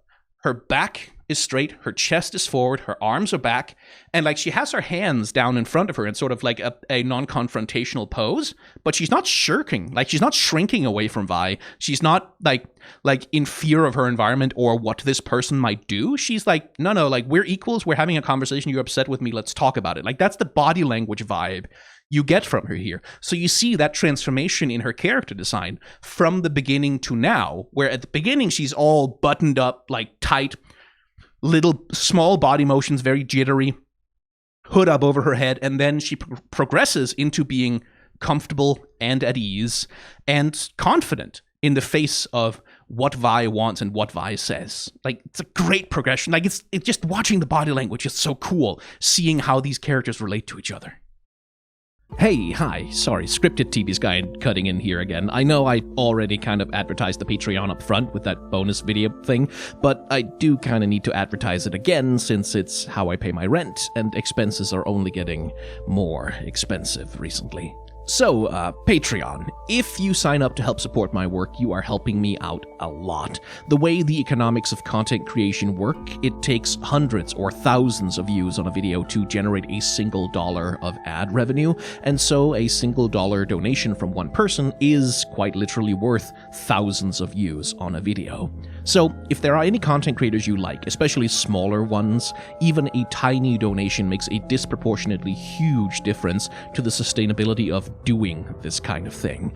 And if you have $1 you can spare each month without putting yourself to any trouble, I want to encourage you to consider donating it to a creator whose work you enjoy. If you don't want to sign up for a monthly donation for me specifically, then there's also Coffee, where you can do a one-time tip if you want to, and I have a merch store with a few things on it if that's more your kind of thing. Obviously, you don't have to do any of this. Everything is getting more expensive, and I don't want any money that you need for yourself. It is enough that you watch the videos and enjoy them, and thank you for sitting through all of this self-promotion. Let's get back to the animation, and let's talk about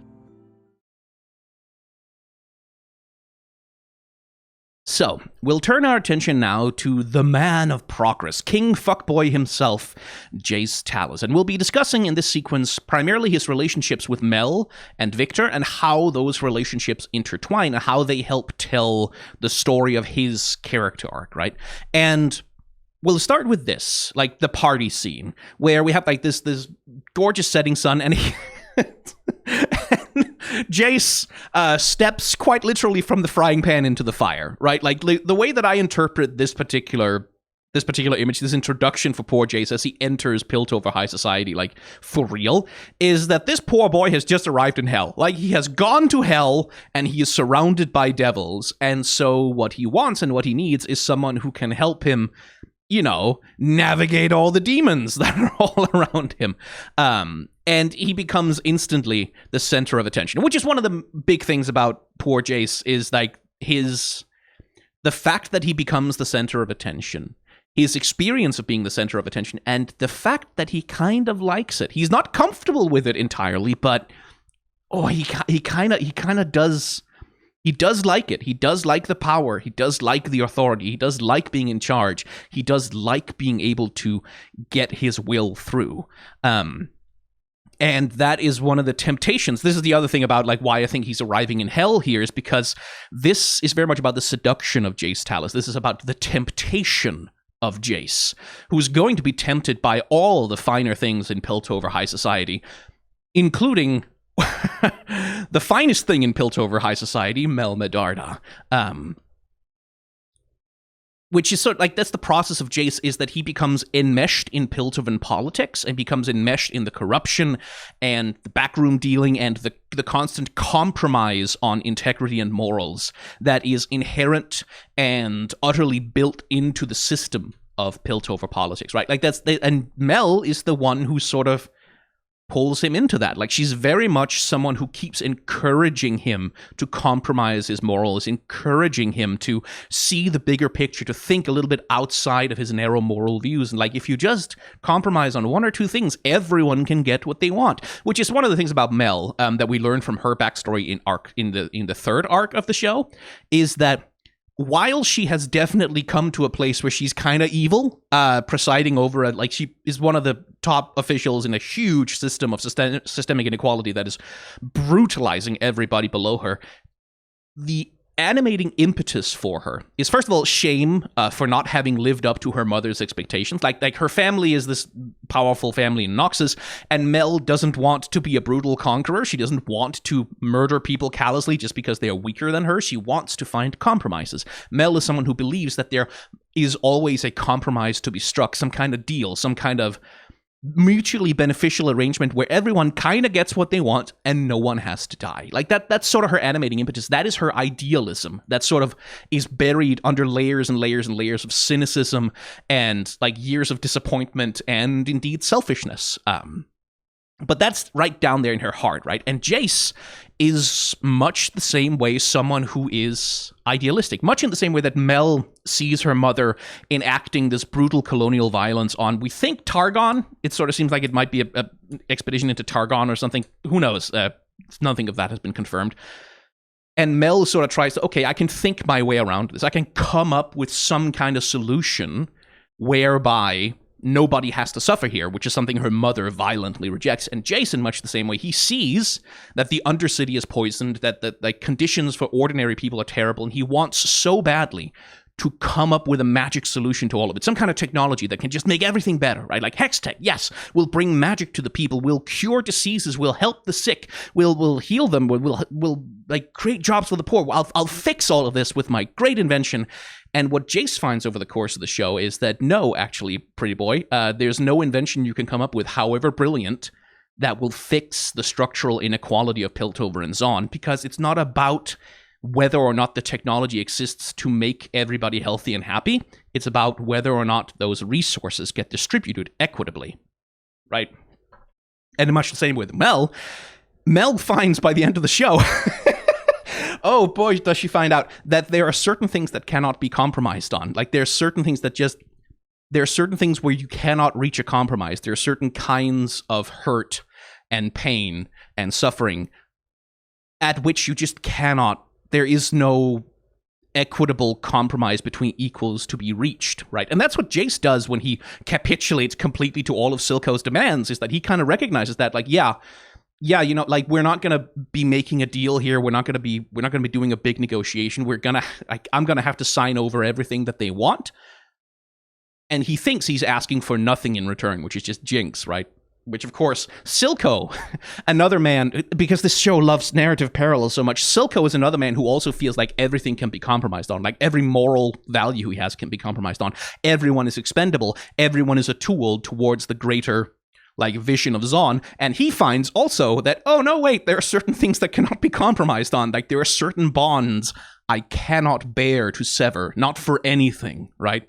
And so part of the story of ARCANE is how all of these things crash into each other and how everything turns out terribly and everything is a big tragedy in the end, which is why it's so good. Anyway, seduction of Jayce, back to the point. Mel here she's already kind of started the process of seduction with Jayce, but this scene is like the first real big flirtation between the two of them. And again, we can see that just in the way that these two characters play with their body language. Like, especially I like the object work that Mel is doing with her glass here. Like, notice how she, like, letting it dangle playfully from her hand, just kind of swinging it back and forth, which is like such a casual, calm, at ease, playful little gesture, right? Like, it's such a thing of like, hey, I'm comfortable with you, I'm happy being here with you, it's nice. It's such a pleasant way to treat an object. And you can see that Jayce is sort of like, he's trying to keep this very professional, right? Like, Jayce is he's sort of standing off to the side. He's keeping a respectful distance. He's like standing straight up and down. He's just kind of telling her. Whereas Mel's body language is all this, like, very casual, very kind of come hither, like as though she would be fine with him coming closer if he wanted to, like standing a little nearer to him. And she's also confident. This is the other thing. Like, this is Jayce in a vulnerable moment where he doesn't quite know what to do, right? Like, he's entering a world he doesn't quite understand. And Mel, much in the same way that Vi is sort of is like the confident one introducing Caitlyn to Zaun, Mel is the confident one introducing Jayce to the upper echelons of Piltover. And, like, that expression right there, right? Like, that's a girl who knows she has the upper goddamn hand over this man. And so she's the one who closes the gap and begins the intimacy. And you can see that Jayce is a little bit, what's happening right now? Hang on, what are we doing? Because she's coming right up to him, grabbing his lapels and sort of like fixing them up and like just touching his chest and like, hey, I'm just going to adjust your tie for you. Don't worry about it. And she's coming in real close for someone who's not like a close personal friend kind of thing. And you can see that Jayce is like, what am I, hang on, how am I supposed to respond to this? He's unsure. He doesn't know what to do. He doesn't know what the right response is in this situation because our poor boy has obviously never been in a situation like this before. And so again, we have a power play where Mel is holding basically all of the cards because she knows how things work and she's very, very good at presenting her view of how Piltover should work as a mutually beneficial compromise, as a thing that you can do that makes everybody happier and makes everything better for everyone. That fucking gesture. I don't know if you caught it, but okay. This is my favorite gesture she does in this scene. I love it so much. It's so good. Just because of the way that it's animated. We're going to look at her hands here. That, like the way that she crawls her fingers up his chest is a little bit spider-like almost, right? It's that little, she's climbing a little bit closer into his space. She's pushing a little bit further on his limits. She's like nudging him a little bit, right? Like this little, but it's this thing of like, we can see the physical acting here is that, and also like that little sliding the hand ever so slowly off of him as she like walks past this, like, over the tip of his goddamn shoulder piece. Like, God, woman, like she's injecting the interaction where Jayce is not doing any of this, right? Like Jayce is not initiating any intimacy. He's not pushing this angle at all. He didn't come here to flirt with Mel. But Mel made the decision that, yeah, no, I came here to flirt with you, though, pretty boy. So she's injecting sensuality into the conversation. She's injecting sensuality into the relationship. And in so doing, essentially like offering like, it is like an offer of intimacy that she's giving, that Jayce is like, oh boy, what am I supposed to do about this? And you can see that he's not sure, and he's worried, he's a bit scared. But then there's also this expression, which we're gonna see again, I think, in a few cases, which is sort of like, okay, I mean, I guess this is what it is, right? Like, this is what this world is. This is what is required to navigate these spaces, and so he sort of accepts it. Which gets us on to the next big part of the seduction of Jayce Talis, which is the violin concerto, right? Which is a scene that has so many fucking layers going on that we're going to be here for a while, I think. So, we start with the relationship between Jayce and Mel. So here, this is Mel's real, like, she has begun the personal flirtation, but this is the, like, political seduction that she's doing. This is the scene where Jayce is being forced to surrender to the reality of Piltover politics and get in on the deals and, like, the little backroom, like, under the table favors that everybody does for each other, the little corruptions. And he's also being shown, this is the other thing, he's being shown what goes on behind the scenes, which is why we're in a theater with all this staging, with all this, like, this stagecraft, is because we're literally getting a look at what Piltover is like behind the scenes and what, like, as opposed to what is happening, like, on the outside, right? Like, this is basically what's going on. We're not literally behind the scenes, but all of the characters here, all of the people up in the boxes, are separated from the performance, right? Like, they're far away from it, they're above it, they're looking down on the performance and the people who are being performed to, and they are sort of, they have the grand overview of how everything is truly proceeding, whereas poor Heimerdinger, who we'll see later, is down there in the performance being performed to and has no idea that any of the other stuff is going on. He's not conscious of the levels of corruption and self-dealing that is happening in Piltover politics. But anyway, the relationship between Jayce and Mel. So, again, take a look at the staging and the way that this is put together. Jayce literally has his back against the wall. Right? Like, that's the thing that this thing is, that he literally has his back against the wall, and Mel is the one over here with all this open space who's cornering him. She's the one pushing in on him, offering him, like, here, take the chalice, drink with us, be a part of what goes on here, right? And Jayce, and this is, again, power play, an assertion of power. Jayce sort of absentmindedly reaches for the glass, and Mel doesn't let go. Because she has this expression like, hey, give me your attention. I need you to listen to what I'm about to say, boy, because I'm about to teach you what goes on here. And that comes through in her expression and her acting as well, right?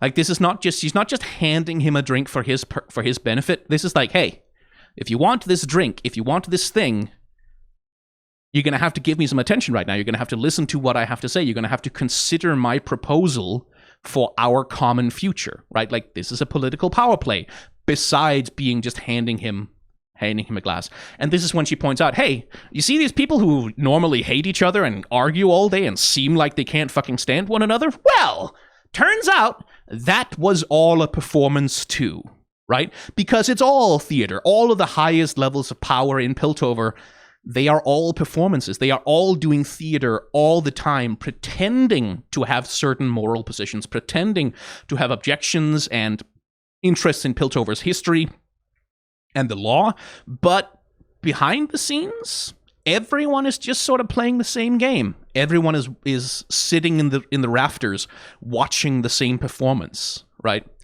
And that's what Mel is introducing him to. She's showing him this alternate perspective on what Piltover is, right? And as she sees that Jayce is beginning to understand, she kind of, instead of being standoffish, instead of standing off to the side and being like, yeah, like, check this out, she kind of sits down and goes, yeah, I mean, this is just what it's like, you know? You're gonna be in here. So she raises her glass, they raise their glasses back, everyone is in on the grift, and even Jayce sort of gives an absent-minded little gesture. And so once again, we have a seduction here. Not a physical, not a sensual seduction as such, but a seduction of ideals, a seduction of politics. She literally has gold poured into her cup, right? Like, it's not literally, it's probably some fancy drink, mead or whiskey or whatever, but it's this thing of, like, visually what this shot to me communicates is that Mel, like, is this thing of, like, yeah, like, there is gold being poured into these glasses, and if you would just compromise on a few things, if you would just agree to a few things, gold could be poured into your cup as well, right? Because gold, of course, is Mel's color. It's the color of Piltover, and it's the color of power in Piltover, which is when we cut to poor Heimerdinger. The thing I already said, Heimerdinger is ignorant of what's happening. He's captivated by the show. He's not paying attention to anything that's happening behind the scenes. He's taking the show for what it is at face value, whereas we, enlightened few up here in the boxes, well, we know what's really going on. And you can see that Jayce is not particularly happy about that. He doesn't like being shown what's going on behind the scenes. He doesn't like what's happening here. And Mel, like, her whole attitude, right, is not that she's not being like a mob boss. Yeah, see, you gotta get in on this grift with us, see? Otherwise some bad stuff might happen to you, see? Like, it's not that. She's not cajoling him or, like, trying to push him with threats or violence. She's just like, yeah, you know, it's casual. It's like this. All the cool consulars in Piltover are like this. We're all doing it. It's normal. Don't worry about it. It's fine. It's this very casual, gentle, don't you want to be in on it with the cool kids? Peer pressure kind of vibe. And like, Jayce is not happy about it. Like, this is one of the few times when he really kind of turns on Mel and says, I'm in this because of you. Like, you put me in this position. I know that there are these impossible compromises that have to be made now, but I'm not happy about it, and I'm not happy about you for bringing me into this, because you're the one who did that. And having been confronted with that accusation, Mel pulls out the personal seduction card. Again, physical contact, gets in close, like with a gentle hand on his shoulder, saying, oh, listen, booby boy, my little precious himbo bimbo. Everything's fine. Everything's gonna be okay. Everything's gonna be mutually beneficial. You're taking this way too seriously. We can both get what we want, right? And it's both a personal and a political seduction that's going on here. Which Jayce, again, having no experience with any of this, Jayce doesn't know how to navigate this stuff so well. Or does he? So we get this other shot of, like, the scenery pieces are moving, right? Like the scenery pieces are moving, everything is going according to plan, the machine is running. Because this is what it is, this is a political machine. As Jayce is like, okay, Mel is talking to her, he's kind of having to make his decision about, do I go in on this? And you can see that this counselor woman is like, okay, do you actually have him under your control, Medarda? Do you actually have this boy whipped so that we can make deals with him? You can see that she's suspicious, and Jayce is like, God damn it, like, he's trying to think of a way out, is the sense that I get from him here. It's like, what's the way out of this? How do I do this without compromising myself? How do I do this without surrendering all of my morality and my ideals? What's the middle way here? What's the solution? And what he's going to find is that there isn't one. Like, he can't just think up a way out of it, that you do actually have to take some principled stands at some point. And strings, like, we already got that from the violin, right? Like, it was strings, everyone's being played. They played us like a damn fiddle!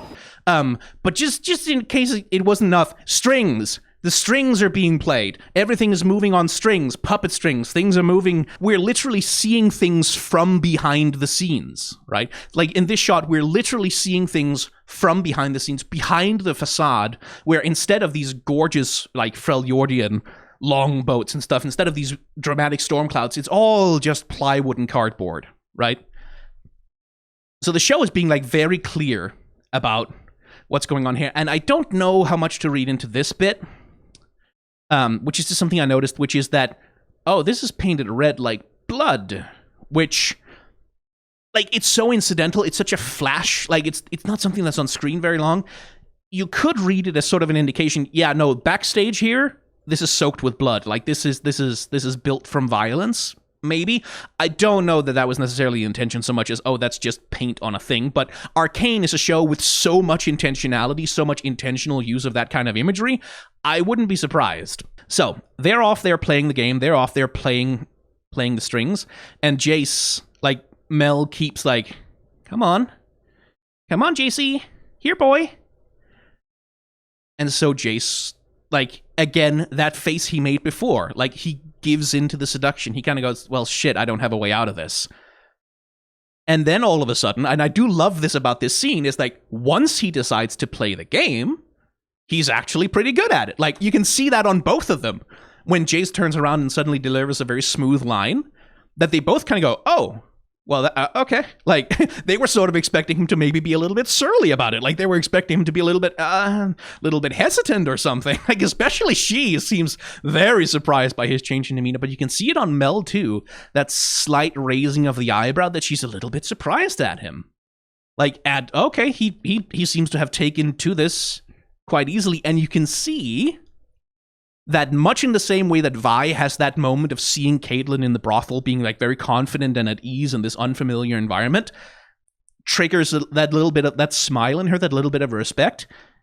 You can kind of see that on Mel as well. Right? And it's partly the satisfaction of a seduction done well, like that she knows she's got him now, that she managed to tip the scales in him. But there is also that little bit of, oh, okay. Like, okay, so he knows what to do and how to play it. And so Jayce, the poor boy, becomes a part of the show. And Mel rewards him with a little good job, right? Like, not literally what she says, but that's what the gesture of the two bodies is, that she comes in close to him. She gives him that little, oh yeah, that's like that little swirl and walk away. And now it's like she reaches out with this like sweeping hand and says, look upon the kingdom that you shall see. Like, now you get to see the performance from up high. And she's very satisfied with that. Like, God, this woman is smug. She has reason to be. She's pulled off a good game here. But you can see how happy she is with herself about it too, which I think is lovely. I do like this too, like the literal kissing of the hand. That's such a stereotypical, like, submitting yourself to a power that is beyond you, is the kissing of the hand. And poor Heimerdinger. And again, the music, this is something we can't really talk about here. The music here also is reaching a crescendo, right? Like, we're coming to the dramatic crescendo of the scene, which is Jayce falling, essentially, into the corruption that exists in Piltover. And of course, the deal is sealed with those glasses, right? Like that thing that Mel offered him right up top, that golden liquid. That's how the deal is sealed. And that's the thing, that clink happens right at like the apex note as the performance ends, right? Like, so it's all sealed with those glasses, which is why also the way that Mel was handling her glass in the first scene we looked at feels significant to me. Like, those glasses, that drink, that feels like it's symbolic of like investment in Piltover party politics, in the party political system of Piltover as it exists. And poor Heimerdinger just being embarrassed by this scene. Like, you poor man. Like, this scene is in part about how ignorant and oblivious Heimerdinger is to everything that happens in his own city. Because Heimerdinger, this is again, ARCANE is in many ways a show about idealism and what idealism does when it's confronted with the real world. And the thing is, when you are full of idealism and you are deeply privileged, the result is ignorance. And that's poor Heimerdinger, is that like his arc throughout the show is learning just how deep his ignorance of his own city has become and how little he really knows about how Piltover works and what animates the city. Because he thinks Piltover is animated by science, and it turns out it's animated by money. It's a bitter realization, one that many of us have had to have. But again, back to Mel. So if Mel and Jayce's relationship was only a cold-hearted seduction, right? Like, if it was only she's manipulating him to get something she wants and she doesn't give a shit, then I'm not 100% sure we'd see this expression on her. Because this, like, it's smug. It's definitely smug. It's definitely, yeah, I got him. But I do, there's something in this performance that also feels a little bit affectionate. Like, not necessarily affectionate like you would be towards a lover, but maybe more like you would be towards a puppy that you quite adore.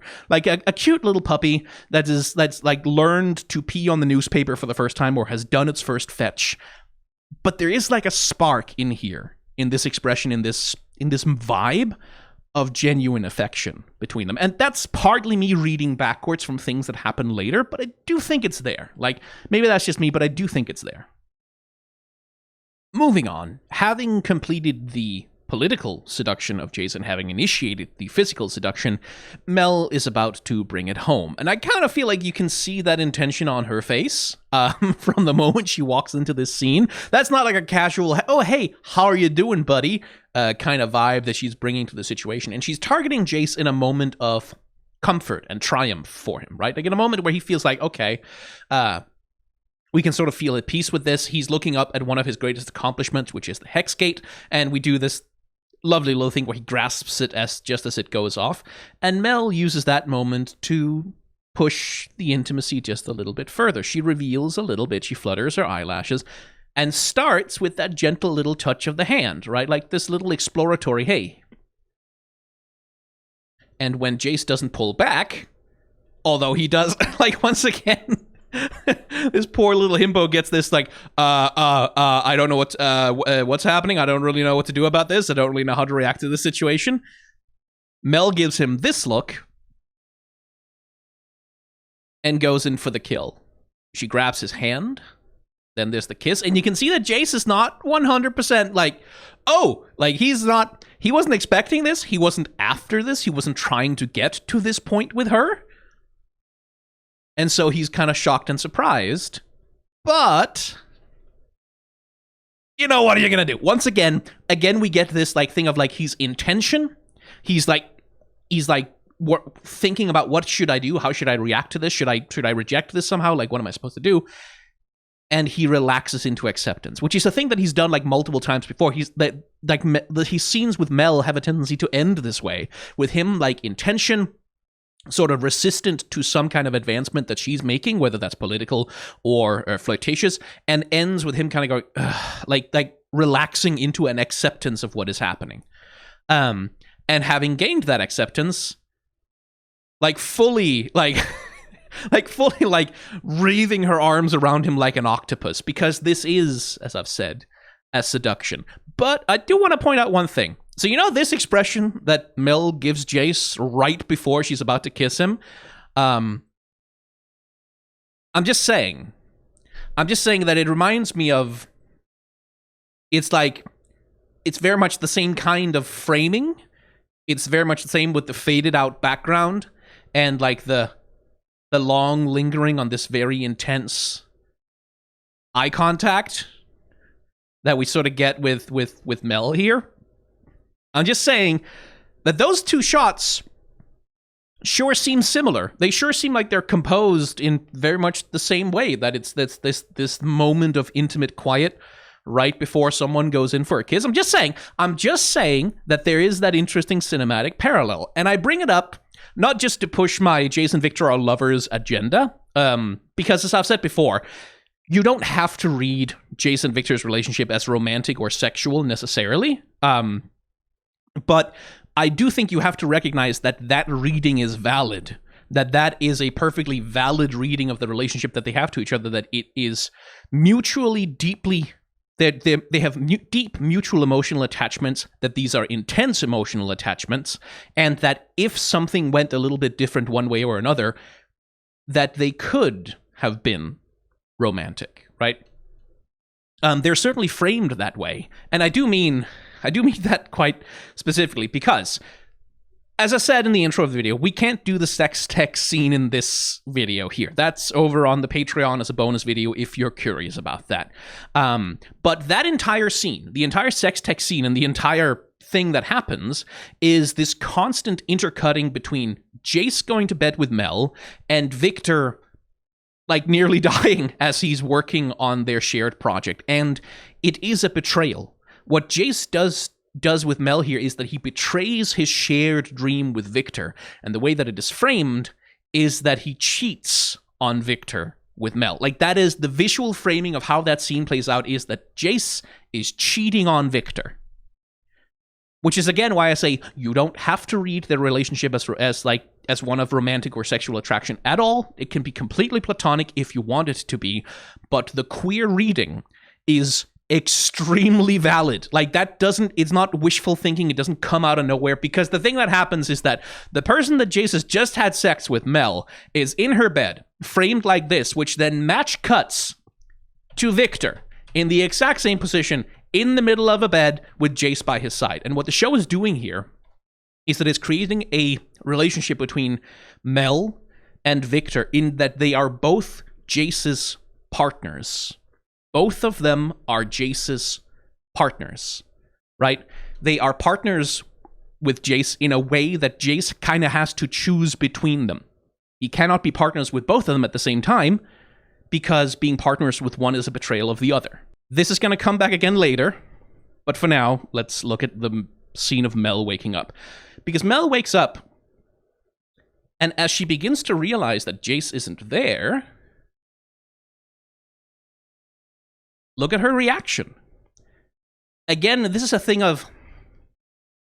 I'm reading into it because we know that Mel eventually develops, like, real feelings for Jayce. And what I see here in the performance is that as Mel realizes that Jayce isn't there, if it was just a political seduction, right? If it was just, I'm gonna seduce this guy to get what I want out of him, if it was just cold-hearted and callous, I think at this moment, her primary feeling would be, like, annoyance or anger, like he got away, like he thinks he got one over on me, like he thinks he won our little political game.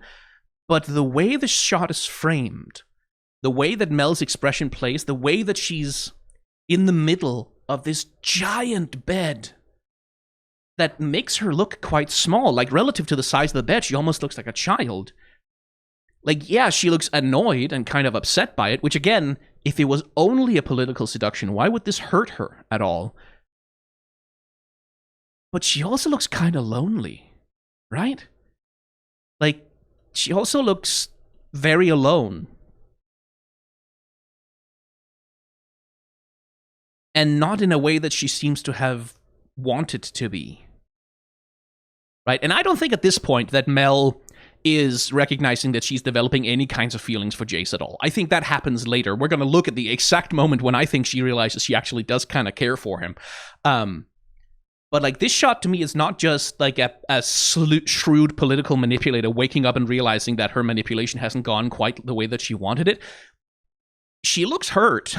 Like, she looks like that genuinely kind of gets to her in a way that perhaps she hadn't anticipated. Oh, and also, she sleeps with those things on that metal decoration on. Huh. That metal decoration is not part of her clothes? That's not just cosmetic? That's not just a decoration? That's like a... Huh, interesting. I wonder if there's something special about those metal decorations on her body. I wonder if there's something about them that's going to become really relevant at the end of the show. I wonder. But anyway, match cut exactly to Viktor lying in bed dying. Same position, same composition, with the difference that Jayce has chosen who he wants to be with right now, right? Which is a betrayal of Mel, because Jayce can be with one or he can be with the other, but he cannot be with both. And there's another wonderful match cut at the end of the scene. I wasn't actually planning on talking about it, but now I can't resist because it's so good. Because here, like, Viktor's talking about, oh yeah, I'm gonna fucking die disease, which means I'm gonna fucking die. And then as he says that, the next cut we get is this one, where Sevica, winning a card game, throws down Death next to the Magician. And the Magician is a card with a man who has a cape and 3 arms and who's holding like a circular thing with runes on it. It's Viktor League of Legends. It's League of Legends Viktor. It's like Death right next to the Magician, right? Which is... Oh, is it because he's gonna fucking die? Is that why? ARCANE, like I've said, it's so wonderfully unsubtle. Like, it's not interested in hiding any of what it's trying to say behind complex literary metaphors. It puts it all right out there, very accessible to anyone who watches it, and I love it for that. But this shot of, like, Viktor's like, yes, I am going to fucking die disease. And then he's going to fucking die disease.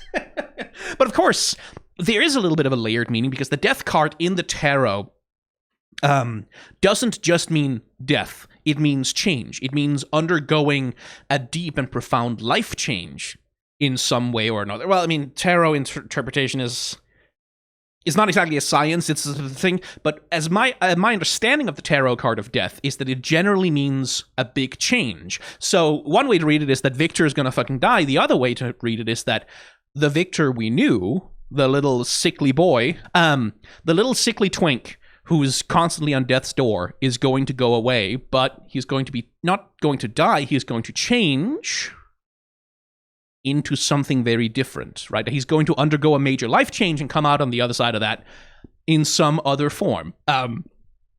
So there are layers here, but I do love the unsubtlety of cutting from man dying in sick bed to death card next to image of man. I love Arcane. So, let's turn our attention a little bit more to Viktor and Jayce's relationship here, because I really do like this scene. Where we open on this shot like a Viktor nervous, kind of terrified out of his mind, really, like really scared and uncomfortable. And the way that he expresses that discomfort is like he's leaning over on his cane, he's kind of looking into the floor, his eyes are darting from side to side, his fingers are going. And again, framing and composition, this... like his arm into the cane creates this tiny little constrained space with his whole head just kind of squeezed into that space, much in the same way that Marcus is squeezed into the space of Silco's armpit, and that sort of gives Marcus a sense of being helpless against the thing that's in front of him. Here we see Viktor very much in the grip of his anxiety, and he feels constrained, he feels kind of trapped, he feels like he's in an impossible situation. He coughs because he has I'm gonna fucking die disease, which is probably tuberculosis. And then we get this shot, which I really quite like, because over here's the stage, right? Like, this is where, if there was any justice in the world, Viktor and Jayce would be celebrated equally for their accomplishments in Hextech, right? They would both of them be fated as the heroes of Piltover who, like, ushered in this new age of technological glory and so on and so forth. And the stage is here. All the glory and glamour is over here. But over here is working class aesthetics, is I guess what I would call it. Just like a humble box, like a crummy little table, like this kind of dirty wall, this sort of backstage, the guy who doesn't get to be out in front. And that's very much Viktor, right? Like, he's the guy who doesn't get to be out in front, who doesn't get to be faded, who doesn't get to be celebrated.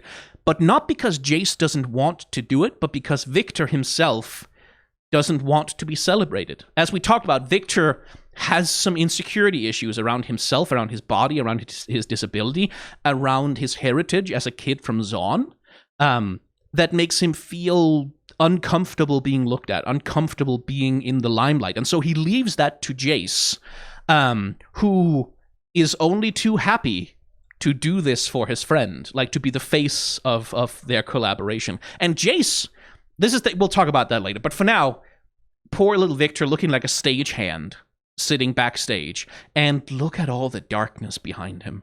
All this darkness at his back, right? Like, the light, the brightness of the stage is up here, but Viktor is carrying all of this darkness and gloominess is hovering behind him like a ghost, right? And you get this sense of like, oh, okay, like, our boy is holding on to something here. He's got something haunting him. And, like, he doesn't really get up and become animated until he sees Jayce. Like, this is the moment when he sort of breaks free from his fear, is, Jayce is here, good. Like, Jayce does comfort him. It comforts him that Jayce is there to be the face of the collaboration, to be the guy who takes on the limelight. And you can really see that in the body language interaction between the two of them, is that Jayce, like, hey, come on, dude, get out on stage with us. You should be recognized for what you've done. You deserve all of this. Like, come on. And then Viktor's like, oh, no, I cannot. No, it's not for me, right? And Jayce is like, okay, I mean, sure, if you don't want to, I'm happy to do it for you. And there's Skye, failing to make a connection with the man once again. Notice also, like, the difference in their character design and how they're dressed. Theoretically, they're dressed a little bit similar. Like, they have sort of the same air quotes uniform with like the white twin-tailed coat going down there, but Jayce, upright, like big broad shoulders, straight back, like with all this fine decoration on the things and like these long tails, and then Viktor kind of hunched over with this kind of shabby waistcoat thing going on and the sleeves rolled up. And it's like, again, the character design is telling us that Jayce really does belong out there. Like, Jayce is a guy who's there to be looked at, who likes to be looked at, who likes to be in front of people. Like, this is something that, like, Jayce struggles with, is this thing of, like, he doesn't want power as such. He doesn't really want to be in charge of things. That's not why he got into any of this. But once he's put in charge of things, once he's put in the limelight, he finds that he's quite good at being there. And he finds that he enjoys it perhaps a little bit more than he should. And that's what eventually leads him astray. And so Jayce is standing there with light in front of him, right? All the light in front of him. And Viktor is standing there with all the darkness at his back. And, like, you get the sense of the divide between these two characters' personalities and the way that they think about the world and the way that they experience it.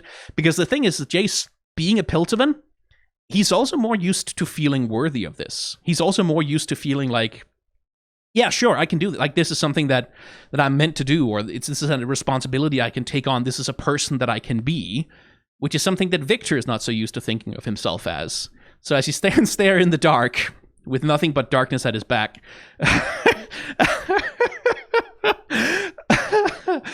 ARCANE, with its trademark total lack of subtlety, has Jayce set down his coffee cup with his own mug on it, like literally a mug with his mug on it.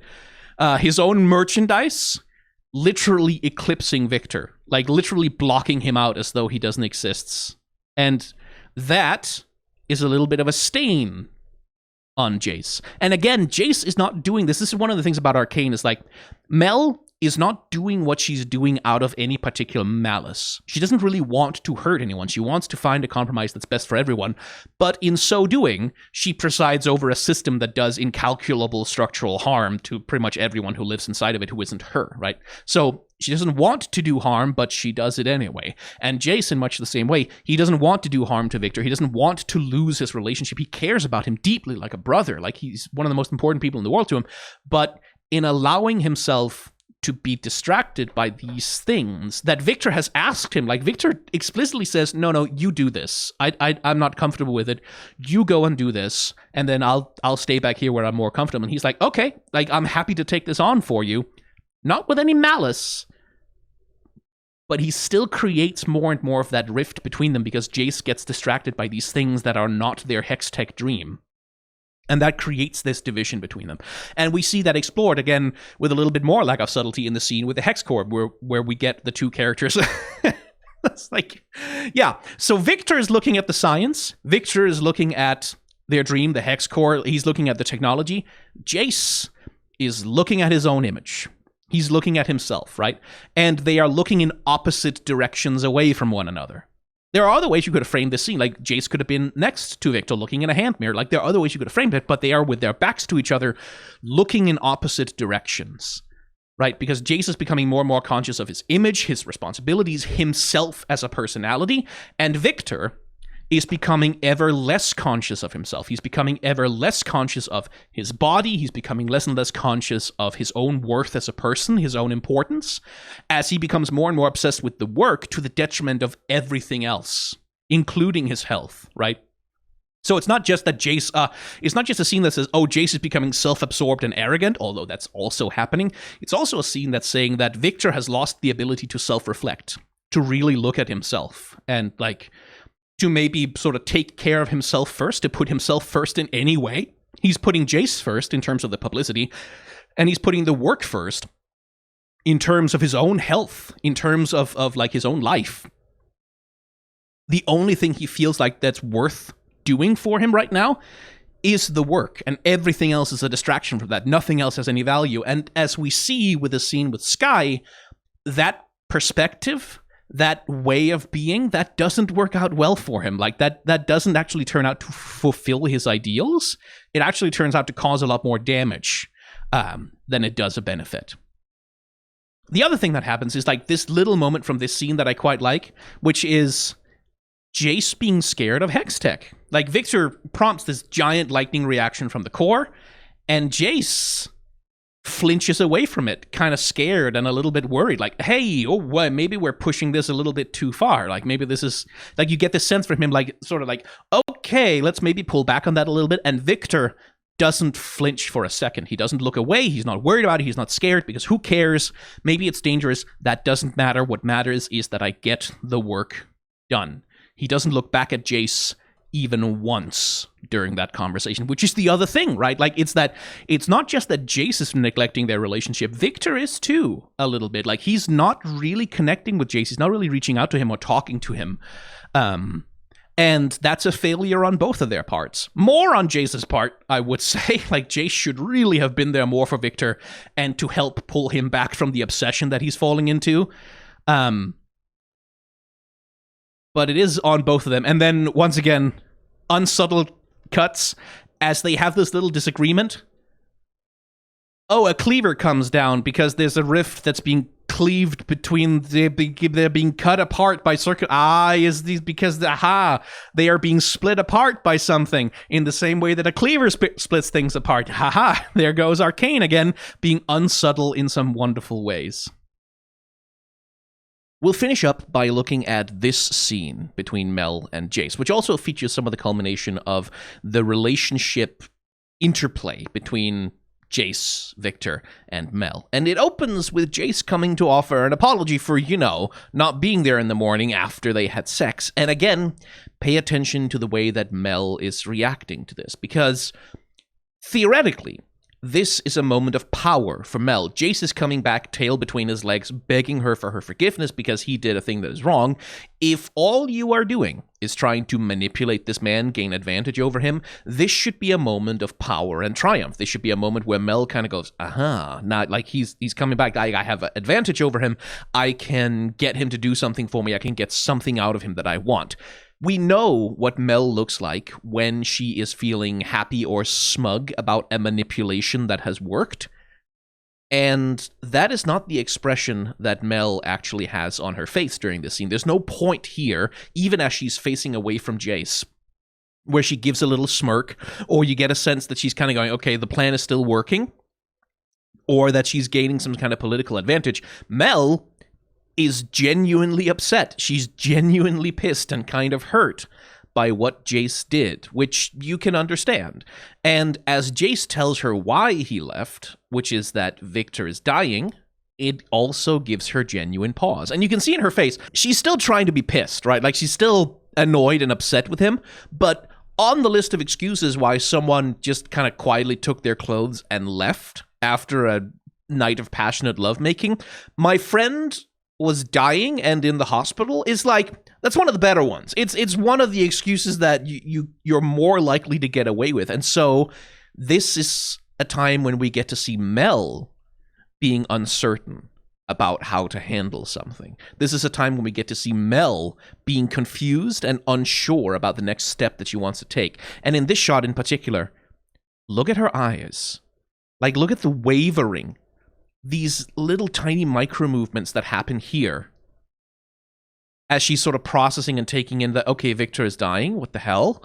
And you can see that she's still trying to be angry. Like, the brows are still down, like the jaw is still set. She's not like immediately giving over to that, but that is a shocking thing to hear, and she's like processing it as she turns around and keeps listening to what Jayce has to say, right? At this point, though, she's still not quite believing him, because as far as she's concerned, at least this is how I'm reading her performance, right?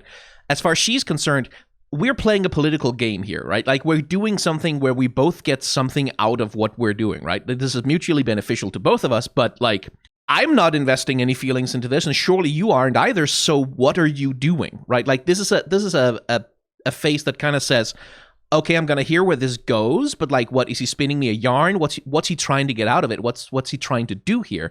And all Jayce, the poor, pure-hearted little himbo, is trying to do is he's trying to get some kind of emotional support by letting out his feelings in front of someone he emotionally trusts. And Mel hasn't quite picked up on that yet. You can kind of see how she's kind of going, okay, like, where's he going with this? What's going on?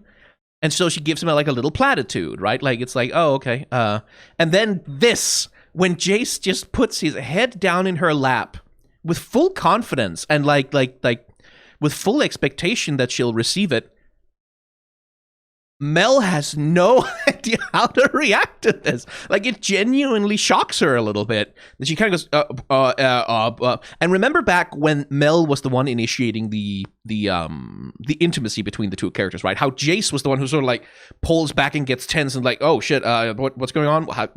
What's happening? Why? How am I going to handle this? This time the roles are reversed. Jayce in this situation, even though he's emotionally distraught, is also fully in his confidence. He's fully confident, like, because he thinks that he and Mel have a much closer relationship than she has even realized that they have. And so he's like, just, yeah, I'm going to put my head down in my girlfriend's lap for some comfort. And Mel is like, and then you can see she kind of goes, oh, okay. And I think the part of the shock is that she's realizing, oh no, he means it. right?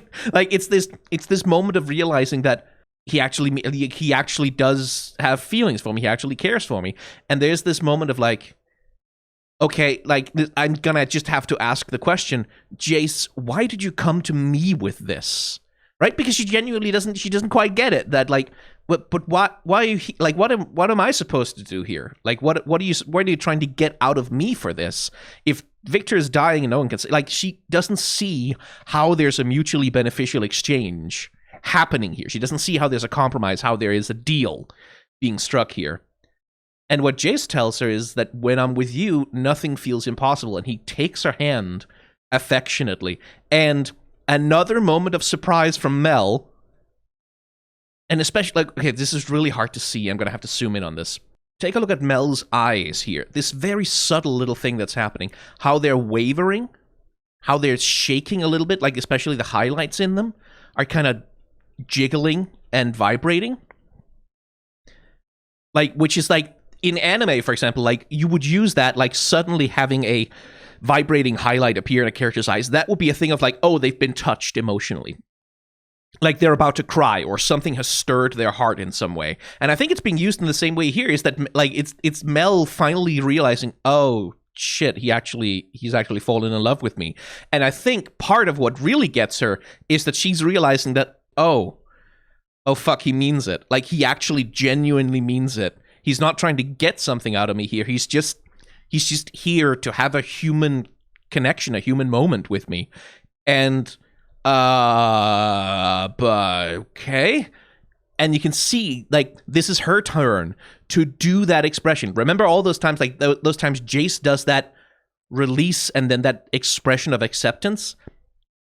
She accepts here, in this moment, that, oh, he means it. Like, he actually cares for me. He's actually willing to be emotionally vulnerable with me in a real way, not in a performance kind of way, but in a real way. And when he does that, she can't help but reciprocate. And she starts telling him about her relationship with her family, the way that she failed to live up to Medarda expectations. And we get this.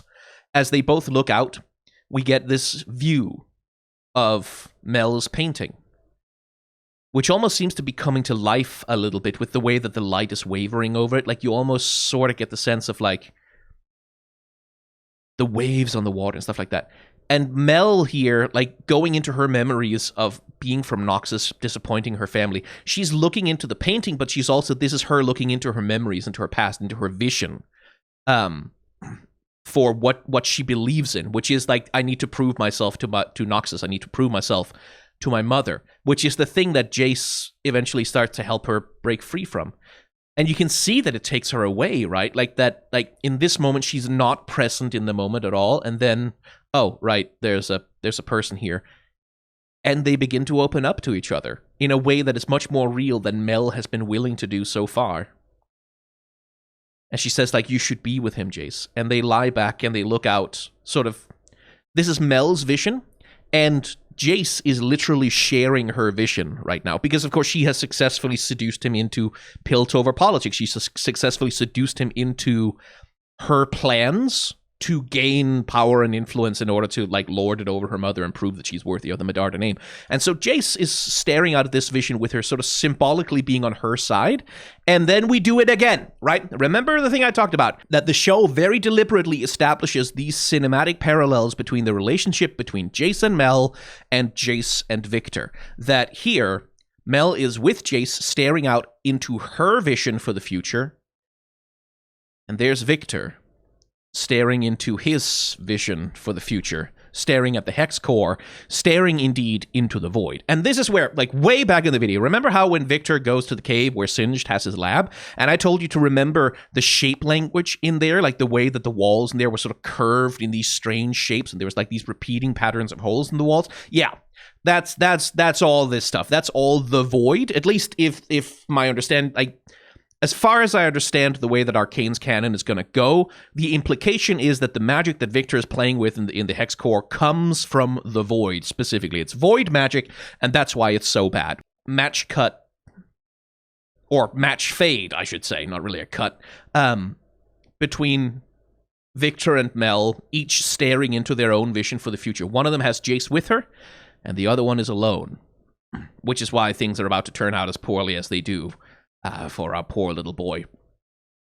But again, this is just to reemphasize that as far as the show's visual coding goes, Jayce, Mel, and Viktor are all in a three-way relationship. Like, this is a love triangle, essentially, between these three characters. And Jayce, being the silly little himbo that he is not really conscious of the consequences of the choice that he's making when he is, like, choosing Mel over Viktor in those moments. He's not really conscious of what the consequences of that choice might be, and he's not conscious of the consequences it's having for Viktor to be alone with this science project, that with nothing else to give him a sense of value and meaning in his life, like the way that he has dedicated himself body and soul, and literally body and soul, to this project, and the harm that it's doing to him to be without his friend's support for this.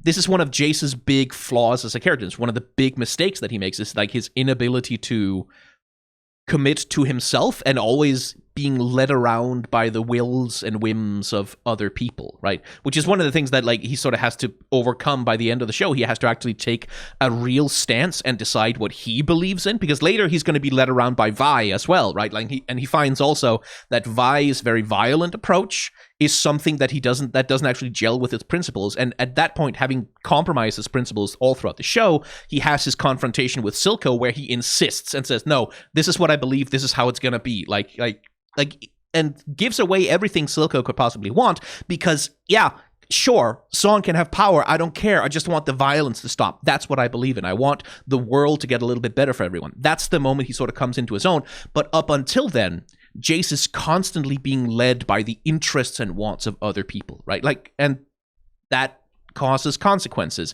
in a way that interweaves really compellingly with the various character arcs in the story. ARCANE is a hell of a show. I have talked about it for far too long, and I have yet more to talk about still, if you want to watch the bonus video over on the Patreon. Indeed, there's also the third arc of ARCANE, which I do want to get around to talking about, so if you'd like that too, leave a like and a comment down below and tell me that this was worth your while, that you enjoyed it. If you watched this far, by the way, prove it to me. Prove that you watched this far by leaving a...